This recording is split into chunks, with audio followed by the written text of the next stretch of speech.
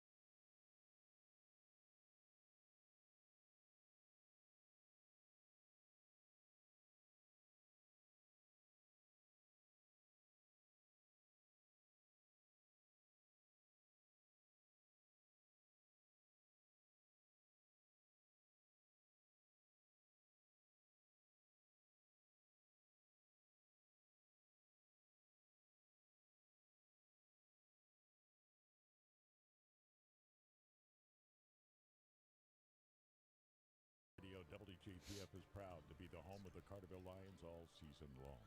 This broadcast is brought to you in part by First Southern Bank, IBEW Local 702, Clark Concrete, Shawnee Health, Ralph Small Engine, and the SIU Credit Union.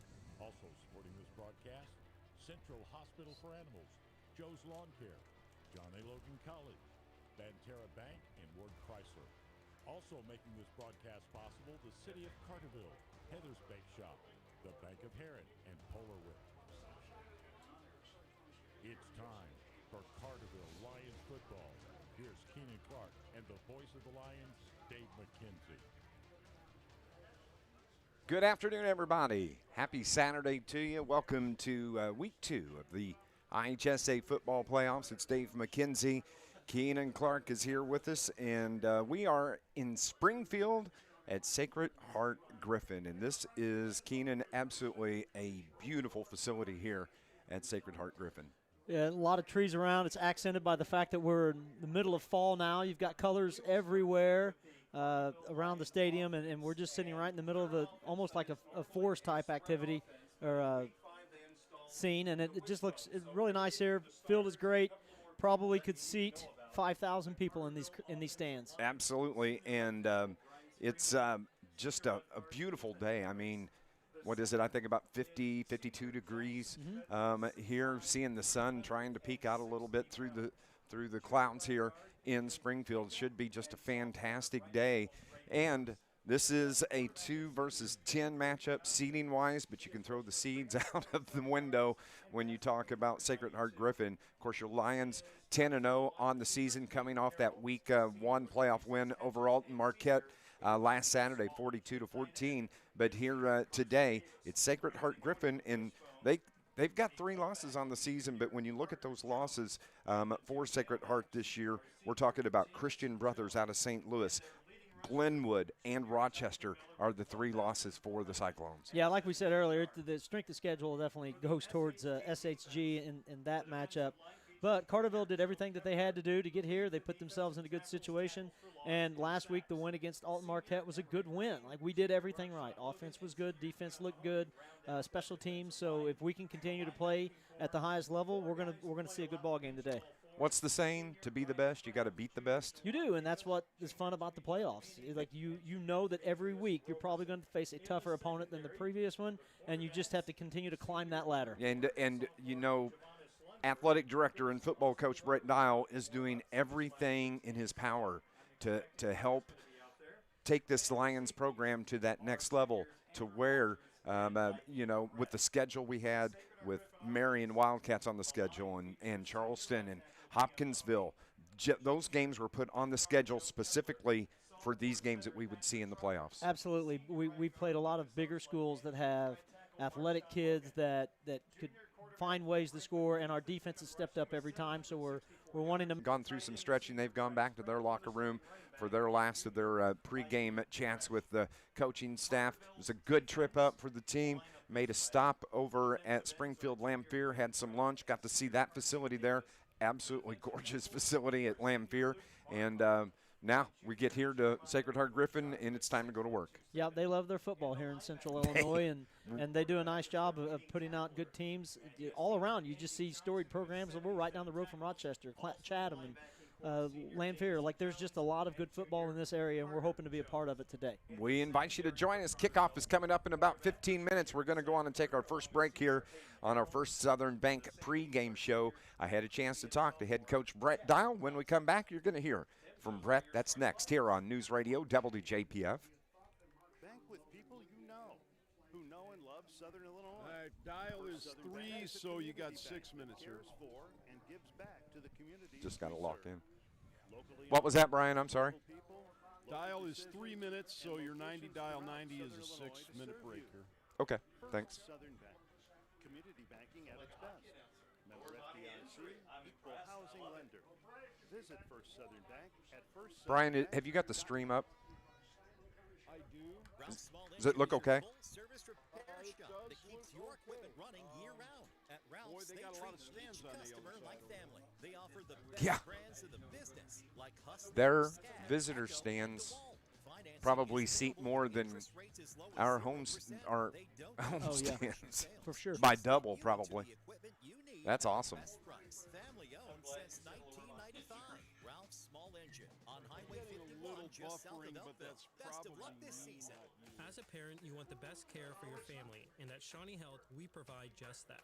I'm Dr. Kai Fansuri from Shawnee Health's Carterville location. Well, it may Team, buffer, including Dr. Nadine unfortunately. Nexler, Nurse practitioners Amanda Reynolds and Teresa Johnson offer comprehensive care for every member of your family, from newborns to grandparents. Whether it's checkups, managing It conditions, may or sports buffer physicals, our since Carterville I'm team is here on to my keep your family hotspot. healthy. So Call to schedule an appointment or visit ShawneeHealth.com. Go Lions!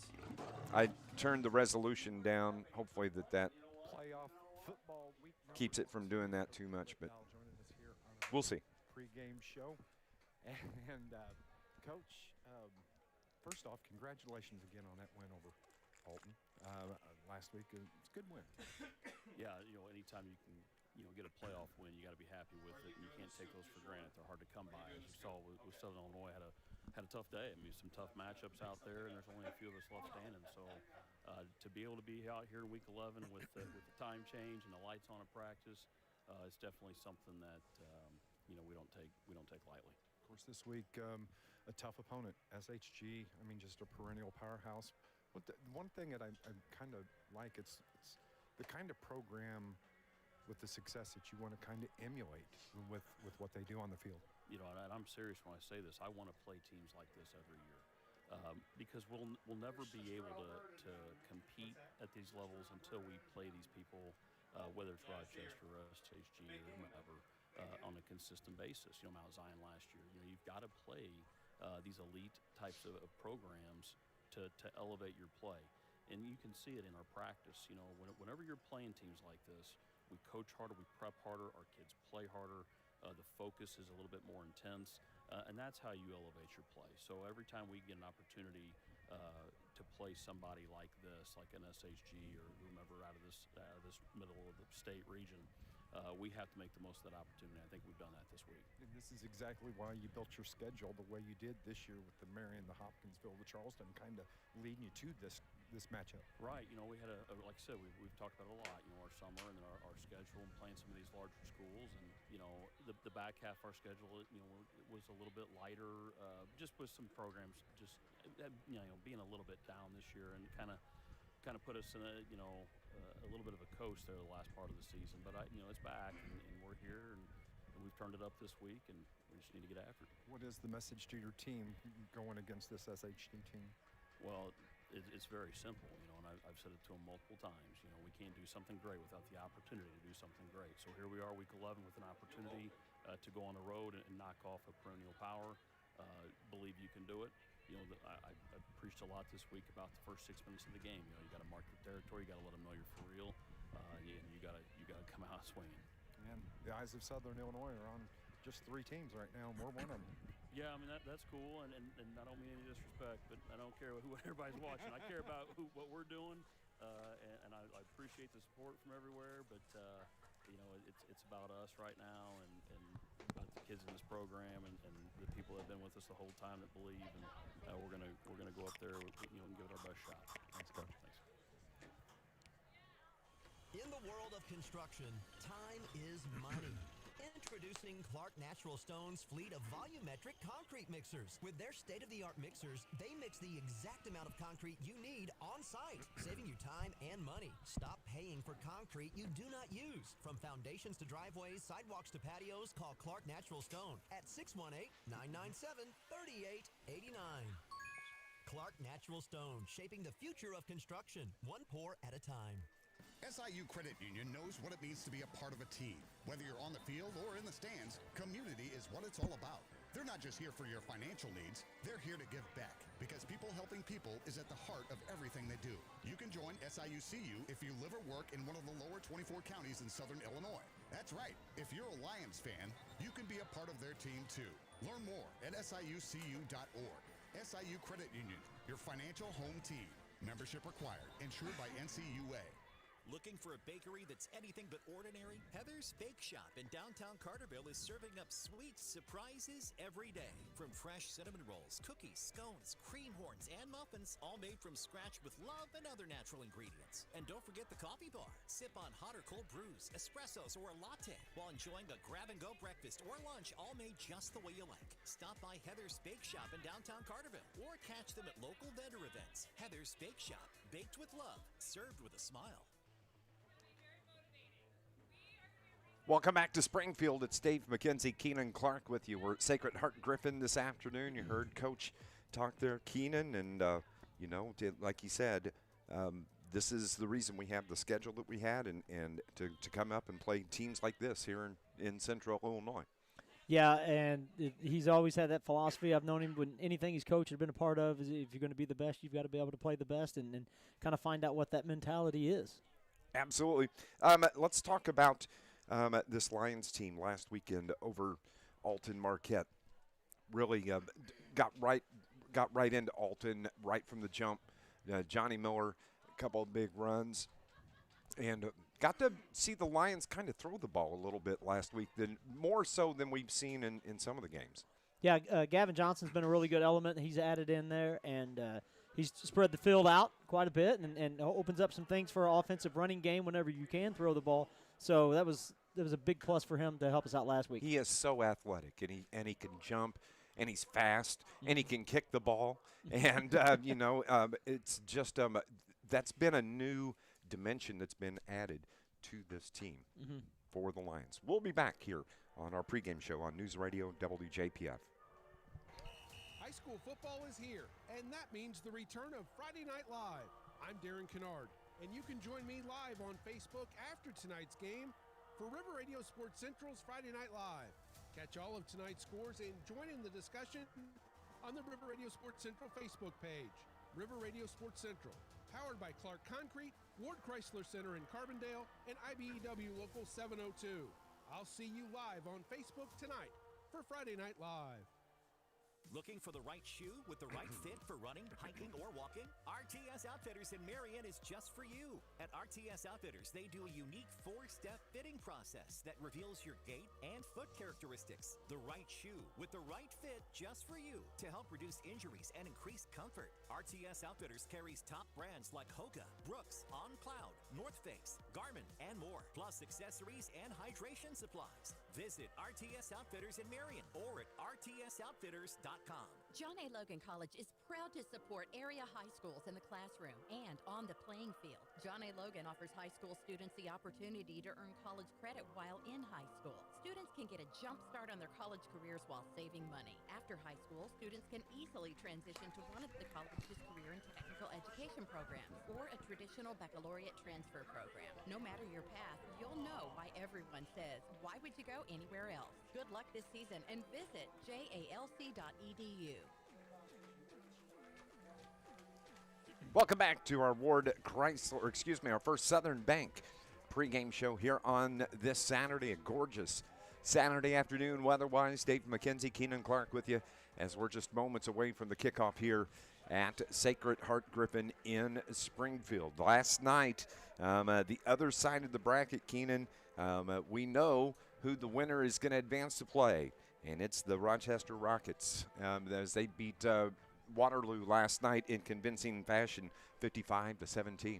And if Carterville wins today, then the Rockets will be headed back to Carterville for another round 3 matchup like we saw a few years ago. Yeah, absolutely. And so that's awaiting Carterville if they could come away with the win here this afternoon. The other side, though, I think it would go to Rochester. Correct. So that's what I was thinking. Hey, it's just a busy time. We got to say, I haven't heard anything or seen anything cross-country state taking place today. Yeah, the girls are running right up the road in Peoria. Yep. No, I've not heard any results on that yet, but best of luck to them. They made it there by virtue of placing, I think, 7th in the sectional, and so their entire team did qualify to run today. Yeah, and I saw that they were making their trip up here, and I took a quick scan of the socials earlier and just didn't see anything yet. So, but if we hear something through the game today, we'll make sure that we let you know. Keys to the game today for the Lions. What do you think? Carterville's line of scrimmage is going to have to step up to the biggest test that they've had all year because obviously, like we said, our line has dominated offensively and defensively, and this is probably the first team, to be honest, who can match us size and athleticism up front. And so if we can continue to control the line of scrimmage, Carterville's going to be successful in moving the ball, and they're going to be able to make some plays on defense. But if we're not winning that battle up front, that's obviously going to hurt. To me, it seems like, to go right along with that, this is going to be a game of adjustments by the Carterville Lions. It's going to be able to see, what the Cyclones come out defensively, what adjustments can we make on the line, to counter what SHG does. Well, I think any team when they get to this level probably still has a couple of tricks up their sleeve. We're going to see some different personnel alignments. We're going to see a few things change out of our wishbone that we've been running. I think there'll be some wrinkles, and you bring them out today. You don't save them for next week. No, you don't. And I think Coach Dial made a great point about trying to step out and establish in the first 6 minutes of the game. Like, you can't come out on your heels, timid, waiting to see what happens. You have to come out and make something happen in the first half of the first quarter. Beautiful backdrop here at Sacred Heart-Griffin. Video board to our left. We see the Carterville Lions making the walk through, what would you call this? Like not an orchard. That's not the right word. A grove. It is. A grove of trees that as they come from the practice field to our right.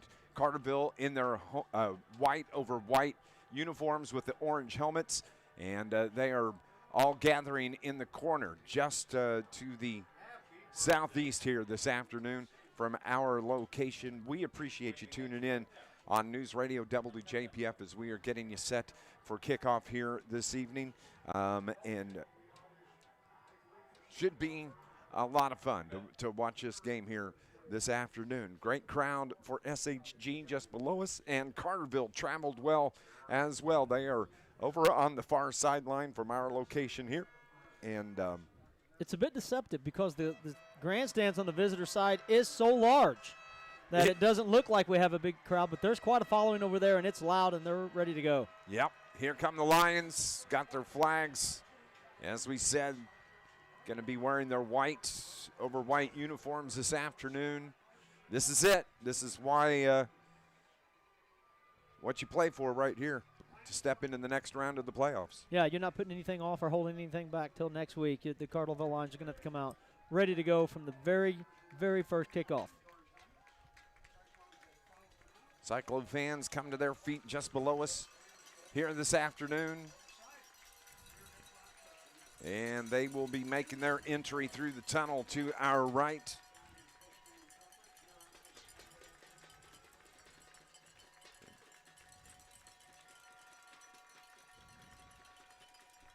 Don't forget, we have our live stream that is up and running on YouTube.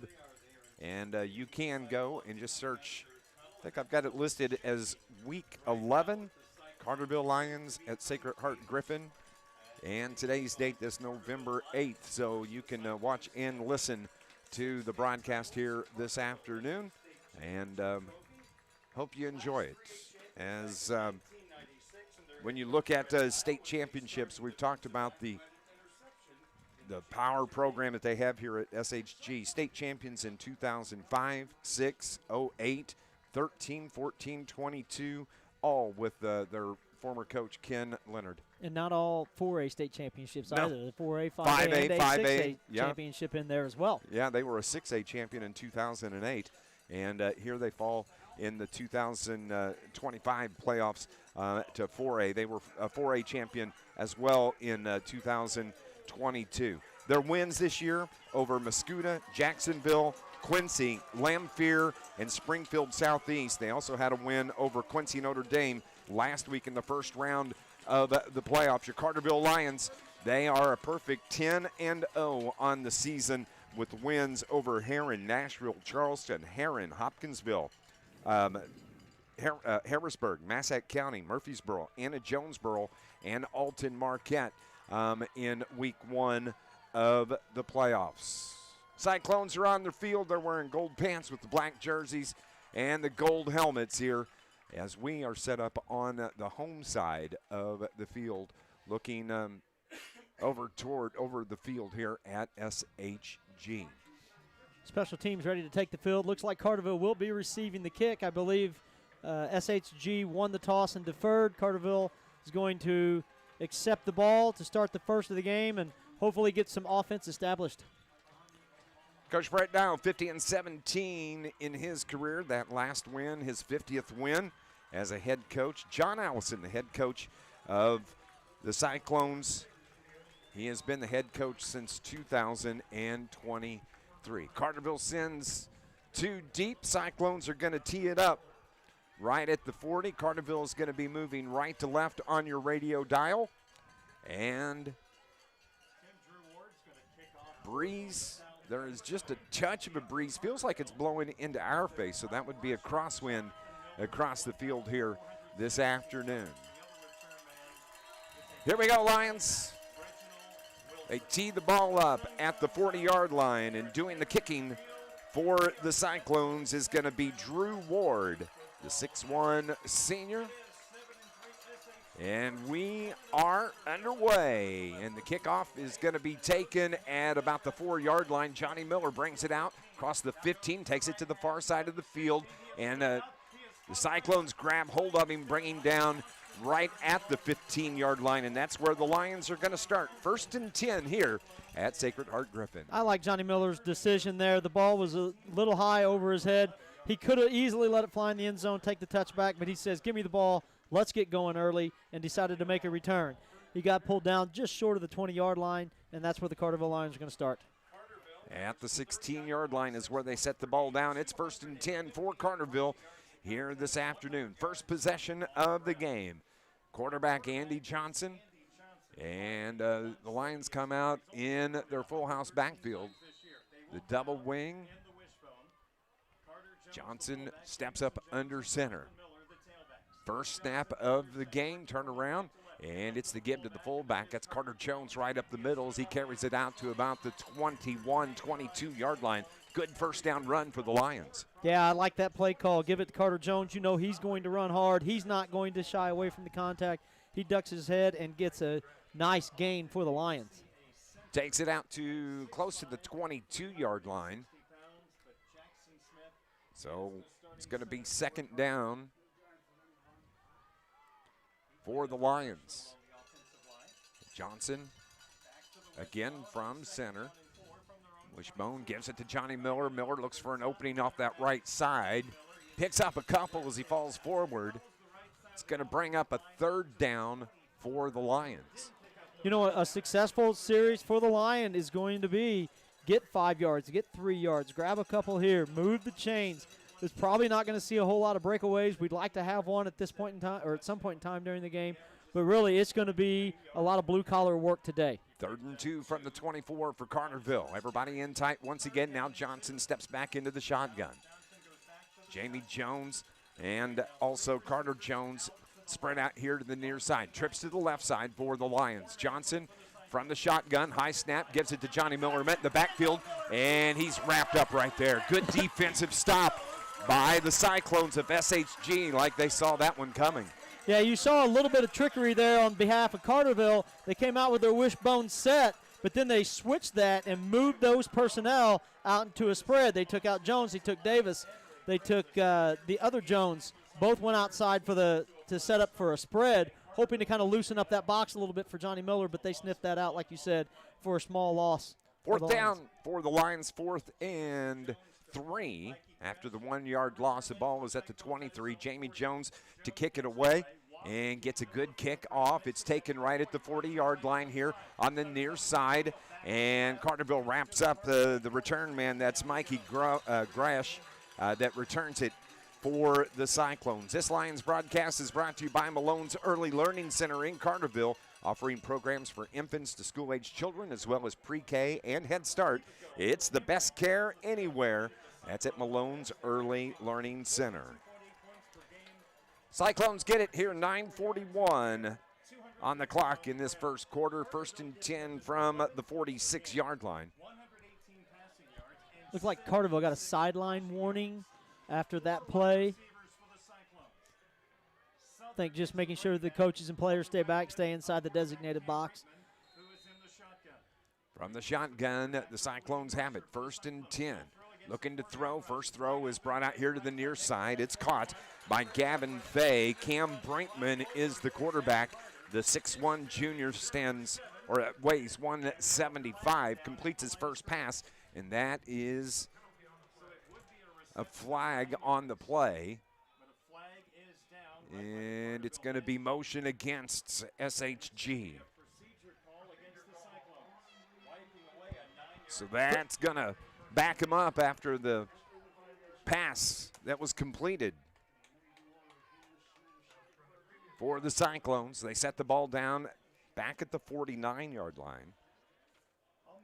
Brinkman is one of the best 4A quarterbacks that you're going to see maybe in any class. He's big and strong. He scrambles, throws the ball well, and can run it. Yes, he can. He drops back, throws it across the right side, and overshoots his intended receiver. Andrew Walters was the receiver here on the near side. That ball was thrown wide, so now it's going to be 2nd down and 10. Correction, 2nd and 15 after that penalty. You know, Carterville's defensive ends, linebacker, outside backers have always done a really nice job of getting up there and creating pressure on the quarterback. What they need is the interior part of the line to kind of help collapse that pocket as well. Brinkman hands it to his fullback as he plows forward for a gain. That's Mikey Gresh. That takes it out to about the 47-yard line of Carterville. Keep an eye on when you see number 78, Jackson Smith, come into the game. He's coming into the game because of a personnel switch. Whenever they bring in an Okie back, an extra running back to block, when SHG does that, he's going to come in because it's a high-percentage run play for the Cyclones. Brinkman from the shotgun once again takes a couple of steps back, rolls out, gets away from pressure, looks to throw, pumps it across the middle, it's caught. That's going to be a 1st down for the Cyclones on a beautiful pass to Drew Ward. It's going to move the chains. 1st and 10 for Sacred Heart-Griffin. He had Hayden Harrell directly on his tail, but that's what we're going to see out of Brinkman a lot. He's going to roll out of the pocket, reset his feet for your defensive backs to stay with the receivers for that long. Gain of 17 on that pass play. Brinkman once again as they go tempo. It's the handoff to Gresh. Gresh to the outside. Carterville's got to get out to him, finally push him out of bounds. It's going to be another 1st down for the Cyclones as they move the chain. So back-to-back 1st downs for Sacred Heart-Griffin. Yeah, right now they're playing downhill. They're getting Carterville back on the heels just a little bit. Carterville needs a stop. Carterville needs a stop or maybe even a negative gain here just to kind of get the momentum set back in their direction. Gain of 13 on that carry. So it's 1st and 10 now from the far hash, moving left to right. It's Cam Brinkman, the quarterback, takes the snap. Once again, gives it to his fullback in Gresh. Gresh runs into a pile right there. Carterville's able to get the stop. It's going to be a gain of about 3 for the Cyclones, bringing up 2nd down and 7. Yeah, Carter Jones, Jamie Jones in there, really good job of getting him stuffed. Just a minimal gain. Now keep in mind that the Cyclones are definitely within their range for a field goal at this point in time. So here we go. Brinkman throws it out to the far side, caught at the 10-yard line. Carterville's right there to wrap up the receiver. And on the reception, that was Drew Ward. Andy Johnson getting out there really quickly to make the stop, but just a gain of about 4 on that play. Give up little bitty bits and don't give up the big play. Force them to settle for a field goal attempt would be a nice win for the Carterville defense at this point in time. Third and 4 with the ball at the 11-yard line for SHG, the Cyclones. 7-3 on the season on their home field. Again, it's quarterback right up the gut. Cam Brinkman from the 11-yard line scores here with 7:21 remaining in the first quarter. The Cyclones score on their first possession. Yeah, he faked the handoff to the running back to the right, and he got the linebackers leaning that way, cuts back against to the weak side, and an easy walk-in touchdown. Cyclones on the board first. They lead it 6-0, pending the PAT. It's going to be the quarterback, Brinkman on the hold. Good snap, and the kick is good, as it was Emily Shorts with the extra point.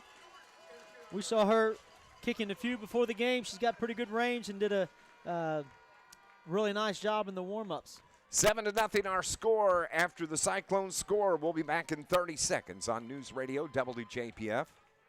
Growing up in Southern Illinois, you learn the importance of helping others. I'm Caden Hawkins, and it's one of the reasons that I'm proud to represent this region as a member of SIU's Saluki men's basketball team. It's also why I'm glad to be a Banterra customer, because they support our communities. Plus, I can open my account online, and with their Saluki Visa debit card, I know my purchases contribute to SIU scholarships and athletics. That was an easy win for me. Banterra Bank, official partner of Saluki Athletics, member FDIC.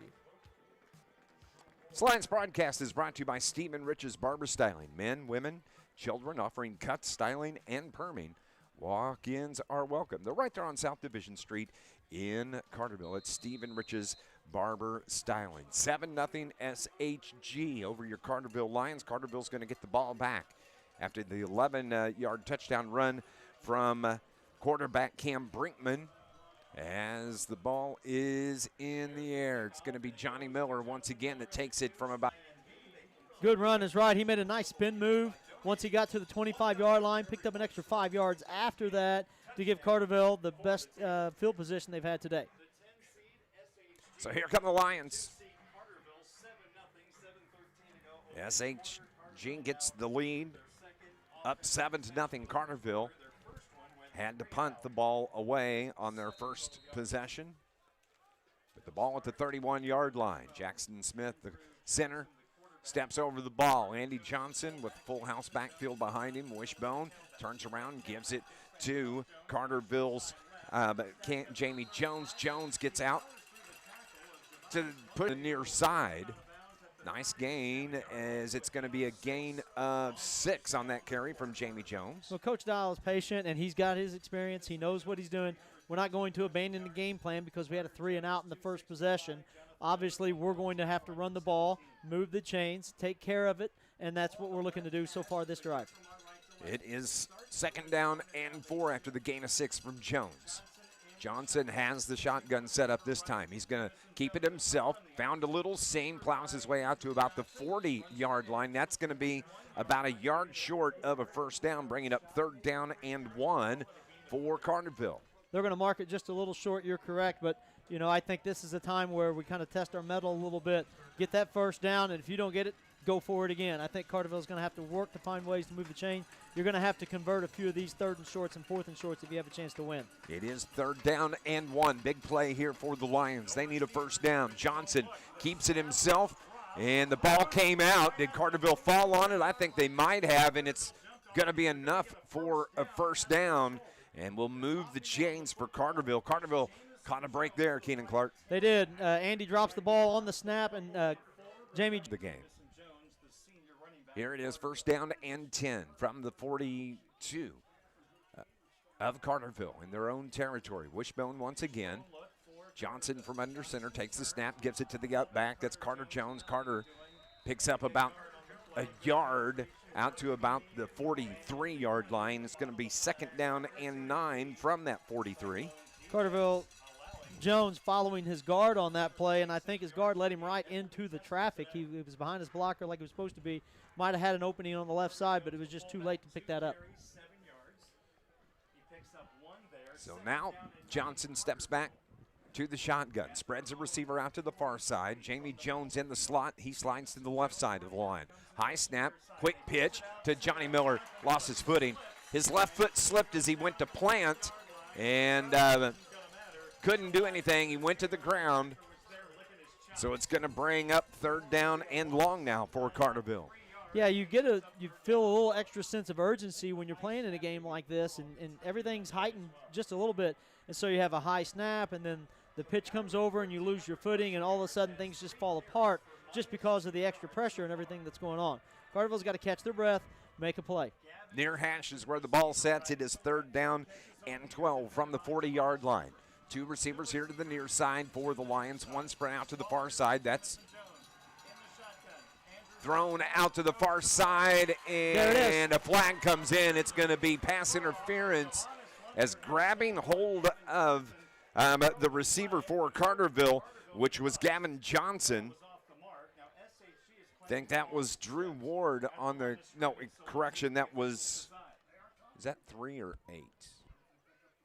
Actually, it was at Javonis Lunford, I do believe, number 9, on the pass interference. So that's going to help the Lions. Yeah. And it's going to be 1st down. It'll move the chains as they put the ball down at the plus 45 of Sacred Heart-Griffin. Gavin Johnson once again one-on-one. The safeties have been walked up to help out with the run defense a little bit, so he's going to have some one-on-one opportunities out there. Miller up the gut once again. Spins down after a gain of about 2. It's going to be a 1.5 yard gain. 2nd down and 9 now for the Lions. As they take it out to the 44-yard line. So, first trip into SHG territory on this drive for the Lions. It is, and again, just a matter of chipping away. We'll take a penalty. We'll take anything we can to get the chains moving, get ourselves an opportunity to score. You get on the board, and then you can kind of loosen up just a little bit. Lions break the huddle. They bring it out. Johnson from shotgun. 2 receivers left, 1 to the far side. Puts it up. Good ball right there, and a beautiful catch. Beautiful catch out there by Carterville, and that was Gavin Johnson. There's a flag on the play. Yeah, Gavin. Go ahead. There's a flag on the play. I don't know who they're going to call for the hands or for the holding on that one, but there's going to be a pass interference. Holding on the defense. And it's declined. Big time play for the Lions right there. You know, we knew going into this, and it's been our secret all year long, that Gavin Johnson has ability to match up with just about anyone, and this is the 2nd corner that they put on him. They're going to eventually have to bring a safety over to give him some help, and that hopefully will loosen up the running game a little bit so we can establish that as well. 1st down and 10 for the Lions from the SHG 12. Johnson from under center, in tight, gives it to his first man through. That's Carter Jones. Jones gets the 10-yard line, so it's going to be a gain of 2. 2nd down and 8 from the 10. Carterville's threatening. We got a man down. And that is Carter Jones on that carry. Here comes the training staff, Brad Brush and Stretch out to get to him. And Carter takes off the helmet and the gloves. We are going to pause here for just a second. We'll be back in 30 seconds. This is Lions football on News Radio WJPF. Rain or shine, sleet or snow, call Joe. Joe's Lawn Service, Carterville, is a locally owned and operated business serving Southern Illinois for over 20 years, specializing in much more than commercial or residential lawn care. Joseph McMahon and his crew can do snow remove, bush hogging, tree trimming or tree removal, landscaping maintenance, and much more. Call 534-8148. Rain or shine, sleet or snow, call Joe. 534-8148. That's 534-8148. This Lions broadcast is brought to you by Mayor Brad Robinson and the city of Carterville. We want to remind you, Carterville's American Legion Veterans Day Memorial Program coming up on November 11th. It's going to be at 11 a.m. South Division Street's going to be closed there in front of the Downtown Veterans Memorial for the duration of the event. Join us downtown on Tuesday morning to honor our veterans. Mayor Brad Robinson and the city of Carterville say, let's go Lions, as they are still tending to Carter Jones, who appears to have suffered a left leg injury. Hard to tell from our position here exactly what's going on.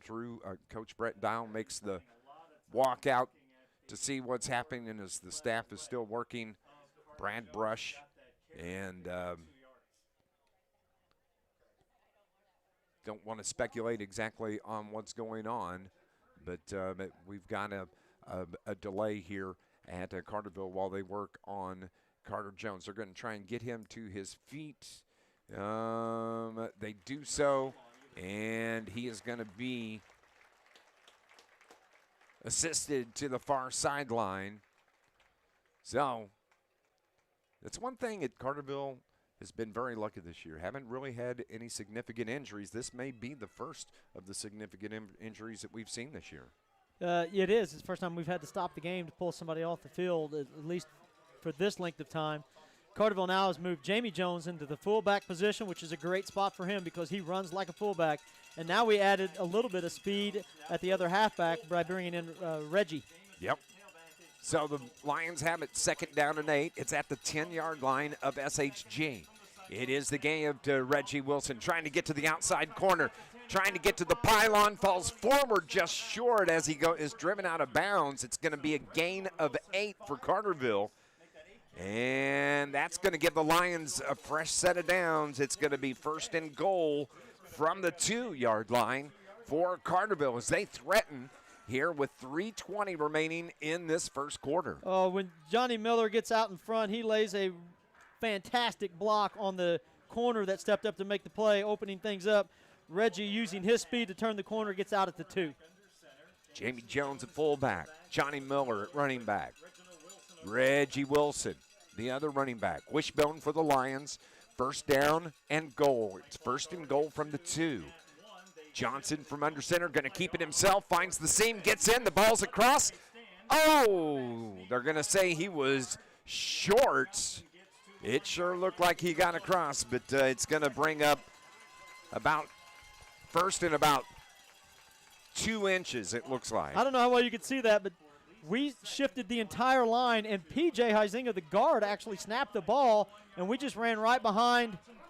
Johnson dropped the snap, but a good push, and the Lions get it in. The touchdown, 1-yard touchdown run from Andy Johnson here at the 2:52 mark of this first quarter. Lions trail by 1. It is 7-6. Had to pull out a lot of tricks to get the ball down there, but great possession right there for the Lions. Good second possession on that. So Carterville teeing it up for the extra point. Gavin Johnson. It's going to be quarterback Andy. That does the holding. 7-6 here. 2:52 on the clock. Good snap, good kick, and it's good. Ties us up. What a ball game to start. 7-7 with 2:52 remaining. We'll be back in 30 seconds here on News Radio WJPF. Don't let the name fool you. The International Brotherhood of Electrical Workers Local 702 represents more than just electricians. The IBEW is made up of Southern Illinois linemen, tree trimmers, telephone workers, utility workers, city employees, factory workers, construction workers, and many more. So when you support the IBEW, you're really supporting Southern Illinois. Did you see that shift, Dave? Yeah. When he goes yeah, up. they worked on that all week. I love that. I do too. I think it's smart.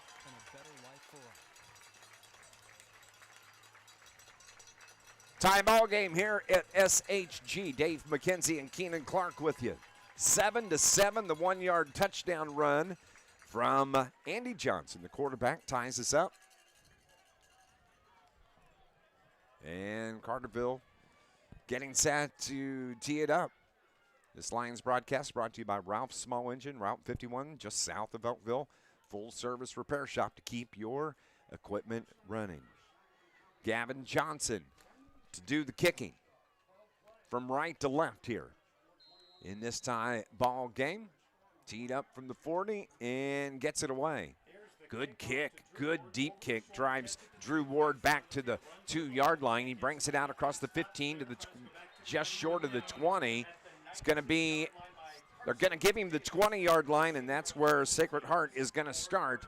2:45 remaining here in this first quarter in a 7-7 game. Great kick by Gavin, putting the ball right to the line. He almost stepped on the line after he received the ball, and then a very nice open field tackle, solo tackle for Carson Davis, the senior.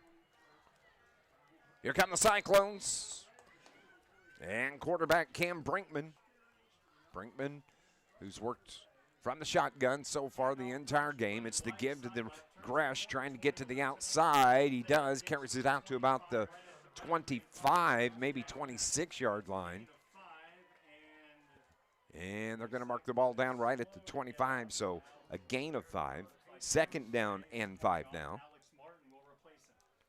They had everybody bunched up on that left side and used them as a lead blocker and just create a lot of chaos and got the whole pile moving forward for a good gain. Brinkman takes the shoulder high snap, rolls right, wants to throw, pumps it across the middle and caught. Nice little drag route by Sacred Heart-Griffin on the reception. That is Alex Martin. That picks up the first down for the Cyclones. So not only do you lose Carter Jones since he still hasn't returned to the game offensively, but defensively we now have sophomore Keaton Basolo, who does get some time with the varsity. He plays a lot of special teams, but we've not seen him with that first-team defense a lot. So we'd like to see him be able to step up and make a couple of plays here. Ball's at the near hash from the 40. First down for the Cyclones. Another pass. It's caught here on the near side. Gresh makes the catch. He takes it out to about the 46-yard line. So it's going to bring up second down now from the 46. Carterville corners seem to be content to just give them a little bit of space, let them keep the ball in front of them. Don't want to give up the deep shot and bite on that too early, because you know at some point in time they're going to fake it and go long. So you got to make sure that you've got the ball in front of you at all times. Trip receivers to the left side and right across the middle. A nice, beautiful first down pass from Brinkman as he finds Alex Martin on the crossing path.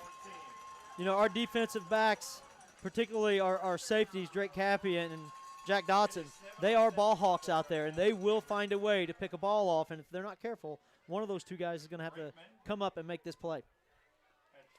So this is the 5th play of the drive for the Cyclones. Brinkman puts a man in motion, gives it.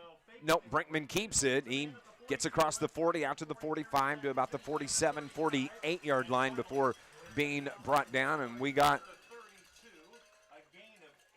we had another Lion down, but it's a first down. And actually it's going to be short. I'm sorry. It's going to be second down and 2.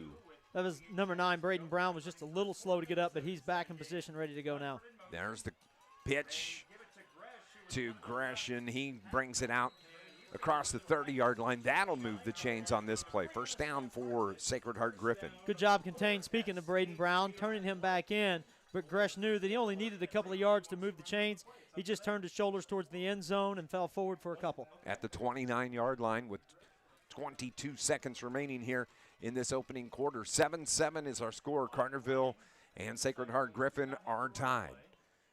Now it's Brinkman trying to get the play off. They do. They snap it. Brinkman keeps it himself. Spins to about the 25-yard line. Ball came out, and Sacred Heart got it back, though. They're going to keep it. As falling on the loose ball was Drake Thomas that gets the recovery for Sacred Heart-Griffin. That ends. I think they. Sorry. Go ahead. I was going to say, I think they ruled him down before he fumbled the ball because the ball was placed back where he was tackled. They did not get any advancement on the recovery. That ends the first quarter of football here at SHG, a fast first quarter. We're tied up 7-7 here on News Radio WJPF. Back in 60 seconds. The Bank of Heron has been serving Southern Illinois since 1937, offering everything from checking and savings accounts to loans and a full-service trust department. With convenient locations and a dedicated professional staff, our outreach and involvement in the communities we serve plays an integral role in how we do business, proving it's not just a bank, it's a relationship. The Bank of Heron. Find out more at bankofheron.com. Member FDIC, equal housing lender. It's the restaurant you've heard about all your life. One of Southern Illinois' most unique spots for burgers, fries, rings, and now Polo Whippin' Energy has car hops. Now you can still go in and order an Aztec or a double cheese or grab some fried pickles. And don't forget about the hot dogs and the barbecues. But the minute you pull onto the lot at the Whip, out pops a car hop to take your order. Call ahead, they'll have your order waiting for you. Number 618-988-9210. Come taste the legend. Easy on the wallet too. Polar Whip, Energy's finest restaurant. The Cyclones with their second offensive possession. They are 7-7 ball game as we start play here in the second quarter. And Sacred Heart-Griffin, they are threatening here. It's 1st and 10 from the 24-yard line. And it's going to be Brinkman that keeps it to the far side and got shoved out of bounds. He got to about the 20-yard line. They're going to mark him at the 18, it looks like. He really is a nice runner. He can extend the lead he has on somebody. He runs hard. He's got good speed. And whenever he does make contact, he's hard to bring down. 1st and 10 from the 19 is the official mark. Bring a man in motion, and Brinkman's going to keep it himself. Good job defensively coming in. As that was Jamie Jones that sniffed that out for the Lions, a loss for the Cyclones. Yeah, they gave him the forward momentum, so it wasn't as pronounced of a loss as what it looked like by the end of the play. He only lost a yard on the play, but a win is a win right there for the Lions. 2nd down and 11 from the 20-yard line. Brinkman by himself, a empty backfield, brings a man in motion. Gives it to that motion man trying to get to the corner out across the 20. Picks up a couple there. Nice job by that Lions defense as it was Javonis Lunford on the carry for the Cyclones.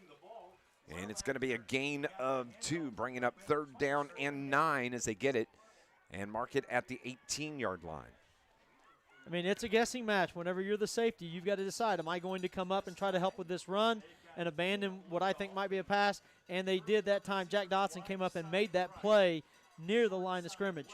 Double receivers here stacked on the left side. They have stacked receivers to the right. Brinkman takes the snap, drops back a couple, has some pressure, rolls to his right. Jamie Jones giving chase. He circles back around, puts it up toward the back of the end zone, and it's going to be out of bounds as he just floated it out. Good coverage out there by Carterville's Jack Dotson, but the ball was thrown about 7, 8, maybe 5 yards or so, I guess, out of bounds.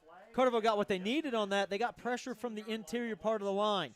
Almost got sacked immediately by Barnhart. Yeah, he almost got tackled immediately by Barnhart, which is going to flush him out. But our ends did a great job of keeping him contained, so he had nowhere to go but backwards. So the Carterville is going to decline this motion penalty. It's going to bring up 4th down from the 20 or the 19-yard line. I have a suspicion we might see a field goal unit here.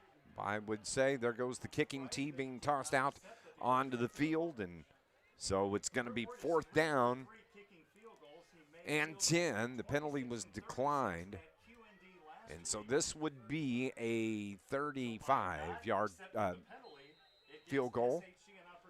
And coming out is going to be Drew Ward, the left-footer kicker. Gets a snap, gets the kick up, no good. Wide right.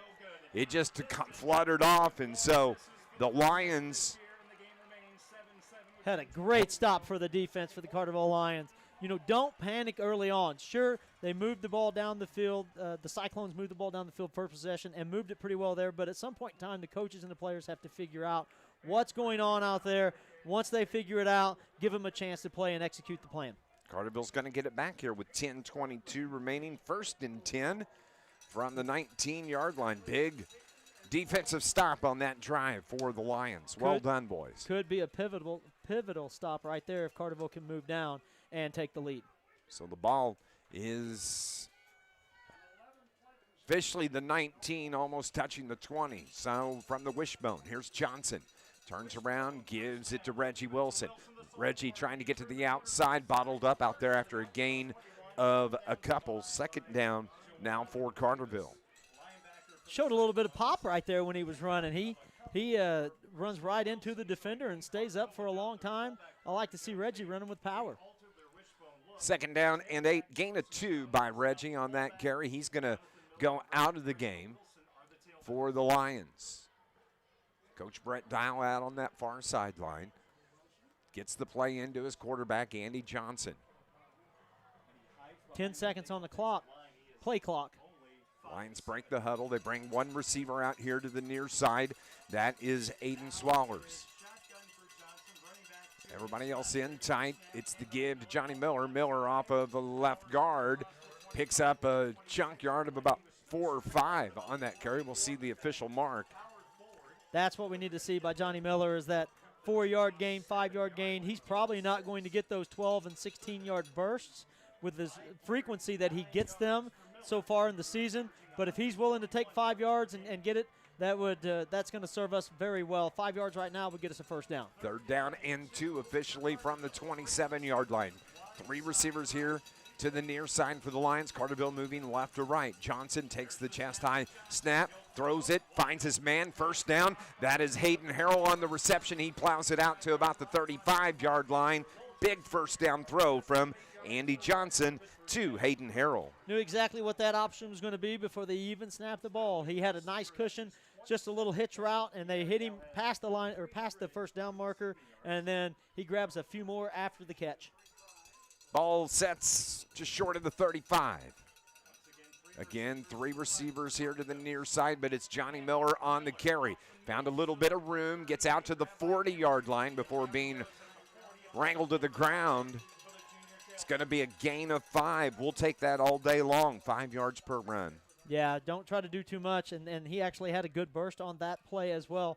He is letting that ball get a little loose. He's trying to reach for every yard, and I understand what he's wanting to do, trying to get every yard he can on the tackle, but you need to take care of that football. Once you get your 5 yards, take care of it, protect it, and let's keep the ball in the Carterville hands. Tie ball game 7-7 here at Sacred Heart-Griffin. Lions have it at their own 40. It is second down and 5 for Carterville. Johnson from the shotgun, 3 receivers right side. It's the give to Miller. The ball's on the turf, and Sacred Heart-Griffin is right there. I don't know that Johnny Miller ever really had it, but the Lions fumble it. And it's going to be SHG football, and they have it deep in Carterville territory.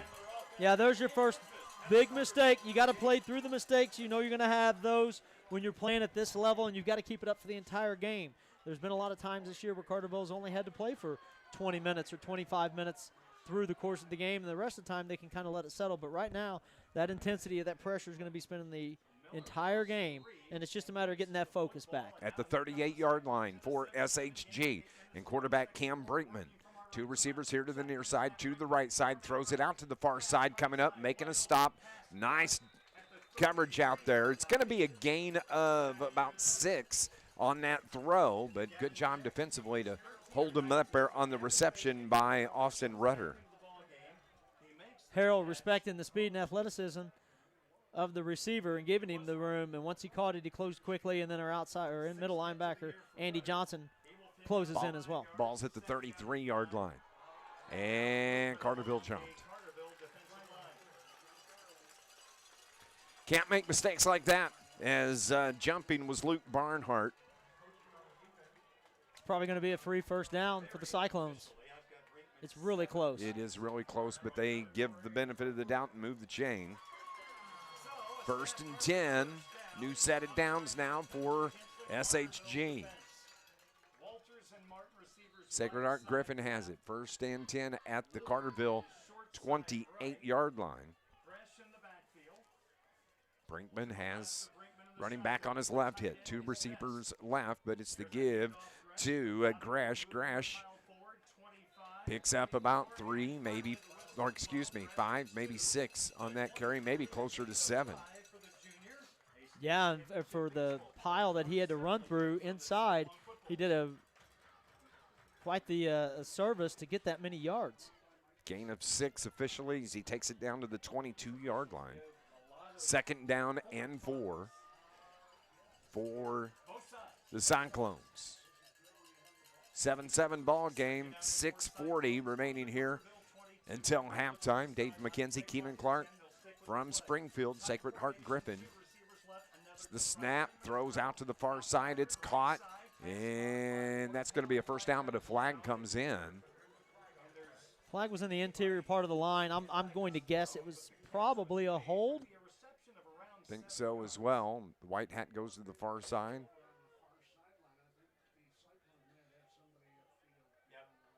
Ineligible downfield against the Cyclones, so that'll wipe away that pass. To second down and 9. Yeah, they're close to the original line of scrimmage. No loss of down on that play. They get to replay the down, but the loss of 5 yards is important. From the 27-yard line, Brinkman looks right, rolls left, throws up and way overshoots his intended receiver. Same place we saw where the pass was thrown out of bounds earlier. Man, Brinkman can let it fly, can he? He can.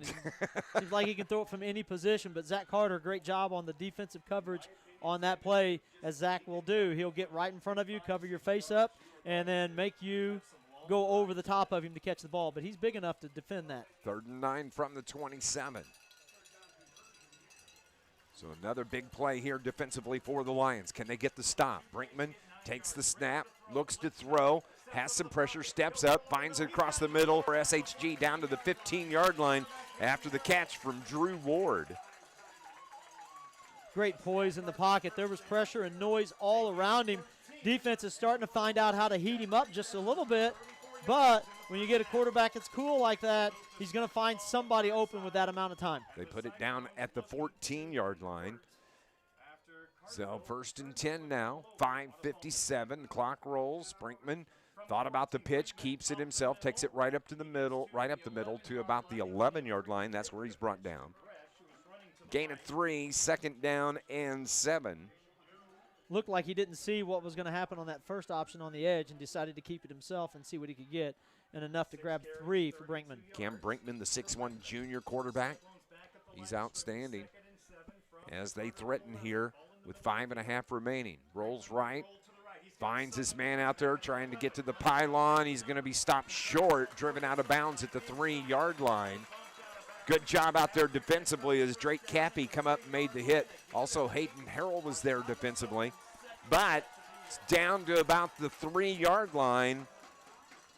It's going to be 1st and goal for the Cyclones. Drake Cappy used every bit of his 170 pounds to knock him out of bounds on that play. This time we see Walters and Martin wide side left and So they got 2 receivers here to the left side. 1 spread out to the right side. The give right up the middle. Brinkman keeps it himself, fights his way toward the goal line. It's going to be just a bit short. They're going to mark him down at about the 1.5-yard mark. Going to be 2nd and goal from the 2 after the gain of 1. Still running hard is Brinkman, but Carterville gets the stop close enough to the goal line. If they're not in the end zone, there's always a chance that defensively something can happen that's in your favor. So some indecision as Bryce Kraft came to the sideline. Now he's going to settle in on the hash as a receiver here to the left. Brinkman in tight for Sacred Heart.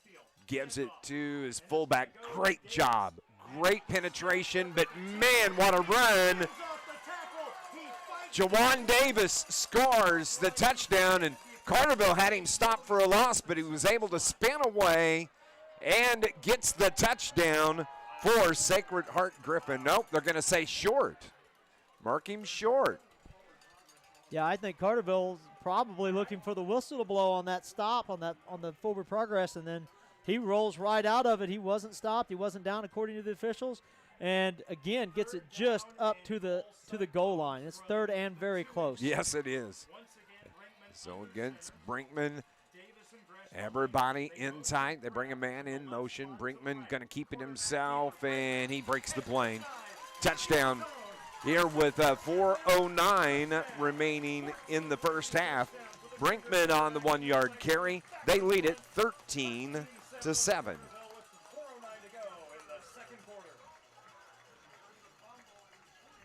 Quarterback Cam Brinkman gives the Cyclones the 13-7 lead, pending the PAT. Carterville has given up 13 so far in the first half and maybe 14. So out to do the kicking now is going to be Gavin Hayes, and the kick is good. The extra point makes it 14-7. Sacred Heart leads your Carterville Lions. We'll be back in 30 seconds here on News Radio WJPF. Central Hospital for Animals in Carbondale, Marion, Heron, and Harrisburg has been taking care of your furry family members for over 40 years. Now offering the VI Pet Plan by Snout. Get monthly pet care plans for dogs and cats with an annual value of just over $200 a month. They also offer puppy and kitten packages to take the worry out of their first year. Need flea and tick prevention? They offer 12-month injectables for dogs, as well as This time it was Gavin Hayes, 82. At Central Hospital for Animals. 14-7 game here at Sacred Heart-Griffin. Dave McKenzie, Keenan Clark with you. This Lions broadcast brought to you by IBEW Local 702, providing better lifestyle for members and a better life for all. 14-7. After quarterback Cam Brinkman scores. Just when Carterville was starting to figure things out a little bit offensively, the fumble ends up handing the ball to SHG, and they had a short field to work with. Coach Gerald's defense is fighting. I mean, I think they're fighting really well down there. They're not giving up anything major. They're keeping the ball in front. It's just a matter of that short field. They're going to put the ball in. They're going to find a way to score. This is a shorter kick, finds an open spot, picked it up to the 20, Reggie Wilson, and he's brought down right there. It's going to be about the 24-yard line where the Lions are going to start with their possession here in the second quarter. 4:05 showing on the second quarter clock. 1st and 10 from their own 24. Yeah, I was hoping Reggie would pick the ball up. It just looked like it was going to sit there in no man's land for a few seconds. But, I mean, better than a touchback because the Carterville Lions do have it on the 25. That was a good kick from Drew Ward as he kicked it, and it died right there. But Reggie picks it up. Lions have it 1st and 10 from their own 24-yard line. Carterville showing wishbone again. Gavin Johnson split wide on this side. Yep, and Johnson's from the shotgun, takes the high snap, gives it to Johnny Miller, and there's 2 or 3, 4 defenders right there. Johnny Miller gets thrown to the turf.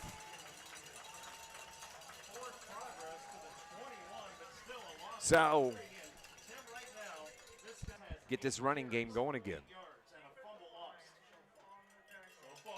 Carterville's going to switch personnel. Looks like we're bringing in Jackson Labatt and Carson Davis. Those two are probably going to be coming in to create a more heavy offensive line, maybe looking to run our wishbone set.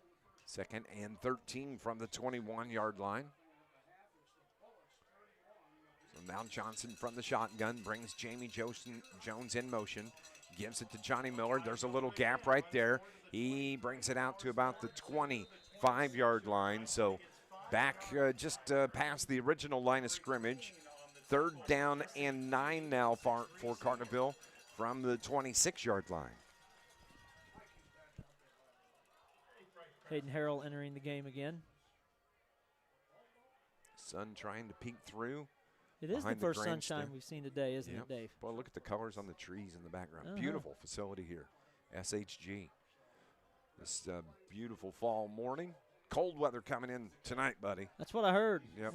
Put your long johns on Put tonight. my mittens on, yeah. Yep. So it's 3rd down and 8. Johnson looks to throw. Has a man. Caught. And nope, incomplete. It came out. Hayden Harrell was the intended receiver.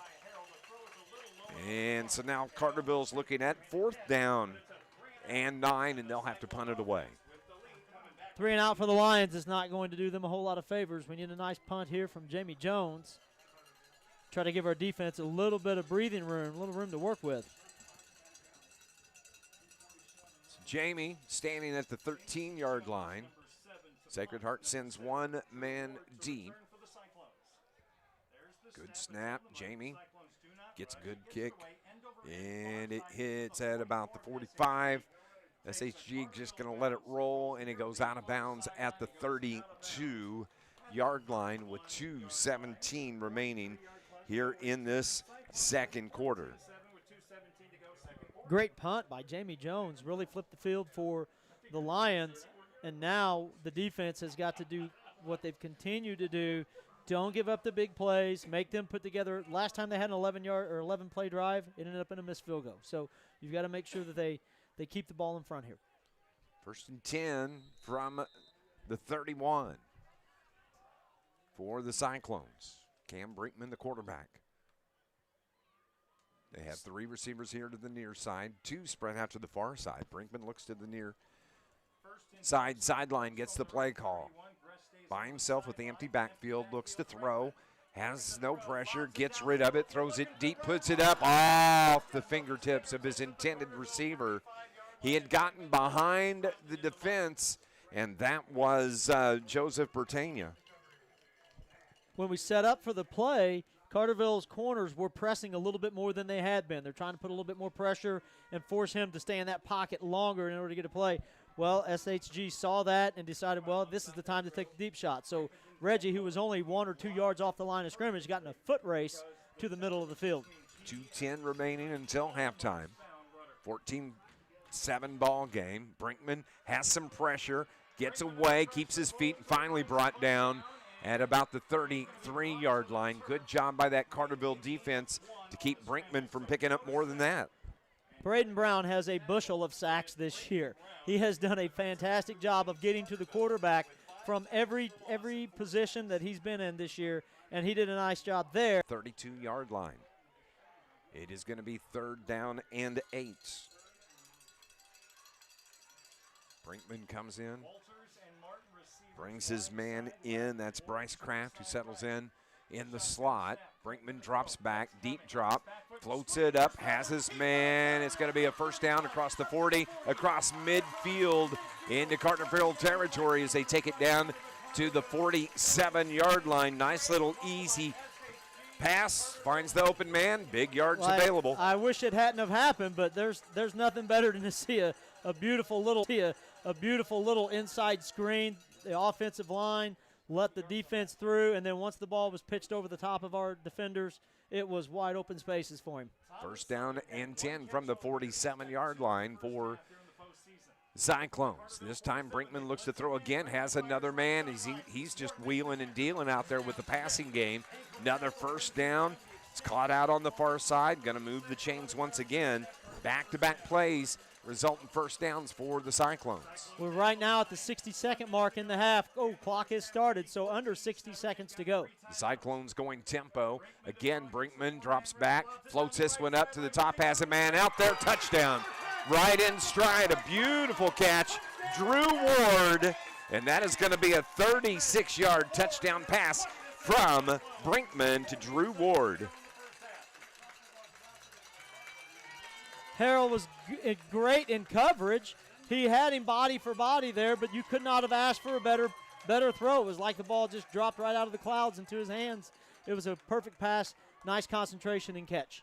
Here at the 48-second mark is all that's showing on the clock here in the second quarter. On for the extra point. Andrew Hefner now to do some kicking. And it was just barely across, but it's good. Extra point makes it 21-7. Sacred Heart-Griffin leads your Carterville Lions here in Springfield on News Radio WJPF. Yeah.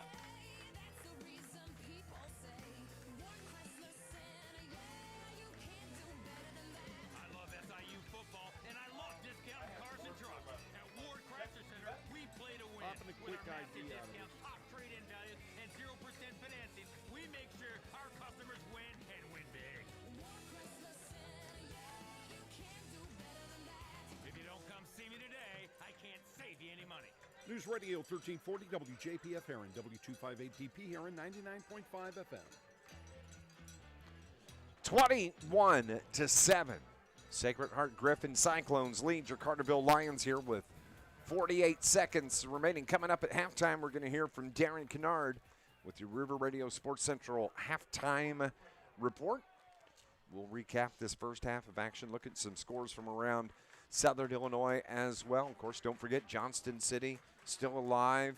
DuQuoin Indians still alive. We'll check in on those scores coming up here in just a little bit. But 36-yard touchdown pass from Brinkman to Ward. That was a pretty pass. Perfect pass. And again, Harold was down on himself, I think, after the completion was made. But his coverage was as good as it could possibly have been. Perfectly thrown ball.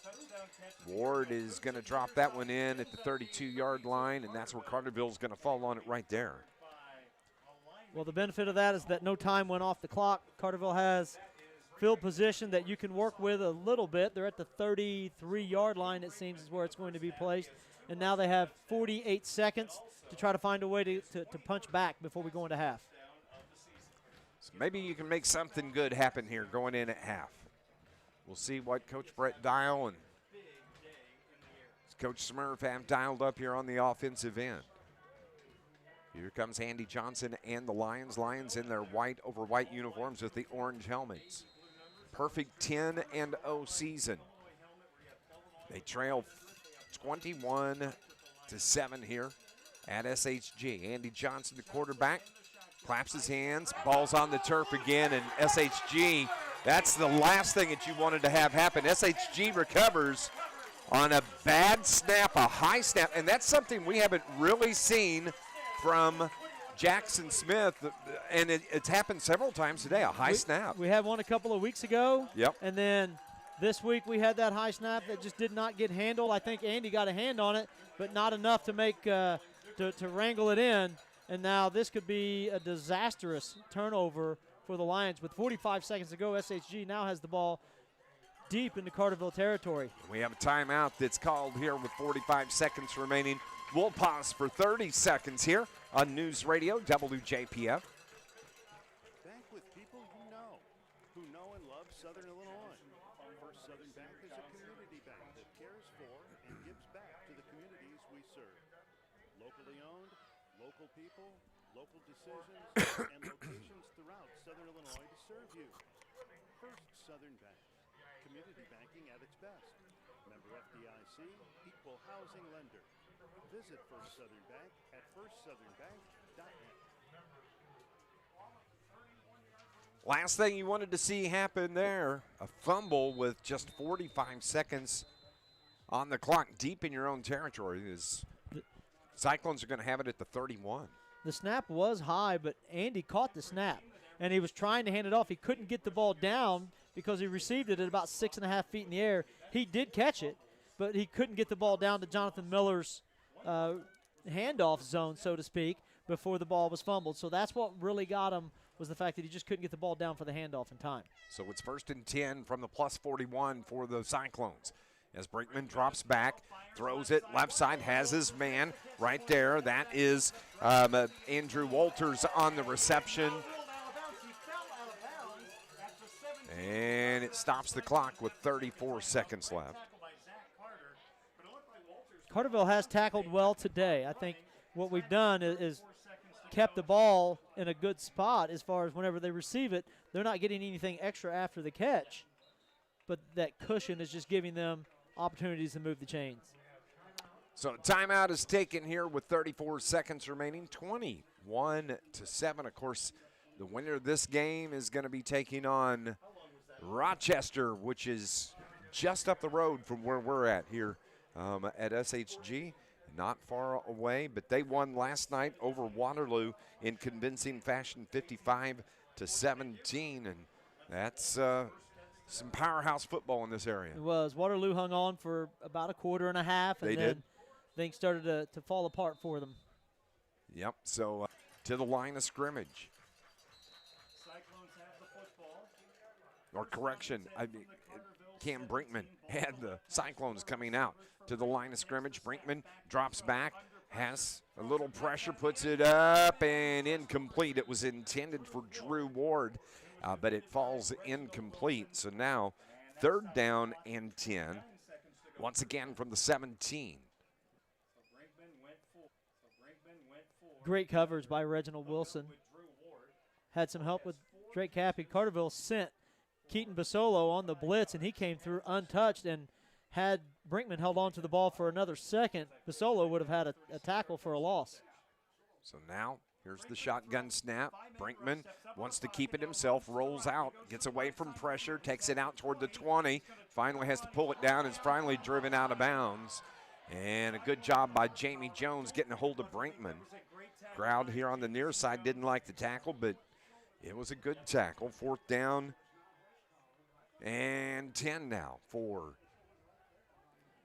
Yeah, Jamie Jones with a good tackle and did grab him around the shoulder pads and took him down to the ground. And I think the faithful here wanted a penalty. Not only did he take him down by the shoulder pads, but he also got him a little bit out of bounds. But I think that was just the speed of the play and finishing it out on the sideline there. Exactly. So 3rd down and 10. Brinkman rolls, pumps, finds his man. Drew Ward is there. 17-yard touchdown pass from Brinkman to Ward. And what the Lions didn't want to have happen happens just with 13 seconds remaining here in the first half. There is a flag on the play, Dave. 2 flags, actually. So we'll wait and see what the call is going to be. Let's hope they're both on SHG for Carterville's sake. The official comes to the near side. Holding against SHG, so that's going to mark that off. That's going to pull down the points. It's a big penalty right there. They back the football up to the 27-yard line. Like you said, the touchdown's taken off the board. Jack Dotson in coverage, and he was right there and looked like he almost got a hand on the ball, but it was thrown so tight. So we're going to try again. Brinkman this time throws it to the left side. Ward's there off his fingertips. The diving Drew Ward couldn't come up with it. That was a well-thrown ball. Ward dove for it, but hit off his right hand. And so it's going to be 4th and 20 now. Hayden Harrell with a hand on his back, Ward's back, as he stretches out for that catch. So the defensive, the corners have done a fantastic job. Like when the ball is thrown perfect, there's really not much else you can do, but we had good coverage on each of the last 2 plays. Timeout is taken here with just 6.8 seconds left. We'll keep it right here. Coming up, as we said, you're going to hear from Darren Kennard. Darren's been busy. He came up early today, was going to the cross-country state finals. Carterville's cross-country team. The girls were going to be running in that. I think he was going to start making his way to the east and hit games heading back home after that cross-country meet up here today. So we'll hear from Darren. He puts in a lot of miles, doesn't he, to give us the coverage that we want to have here in Southern Illinois? Yes, he does. He puts a lot of miles on the car. So here come the Cyclones after the timeout. They're facing 4th down and 20. The ball is at the Carterville 27-yard line. Trying to extend their 21-7 lead on the Lions here.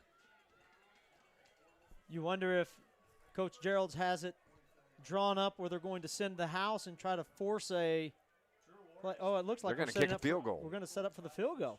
Yep. And it's going to be a 44-yard field goal. And trying to get the number on the kicker. Is this Ward?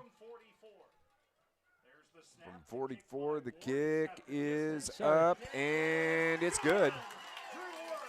Drew Ward, yeah, 44-yard field goal. Boy, that's a beauty. Such a shame that Carterville's defense did such a great job to bend but not break, and then a 44-yard field goal sticks you in the side right there at the edge of the half. There's only 0.6 seconds to go in the half. Wow, what a kick that was. And it makes it 24-7.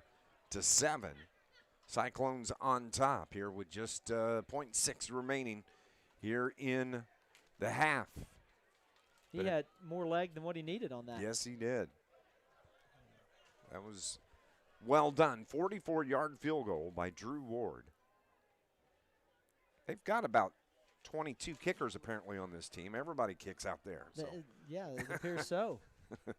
That must mean good soccer programs as well. So, going to tee it up, Carterville. This will be the last play of the half. Just .6 showing on the scoreboard clock. 24-7.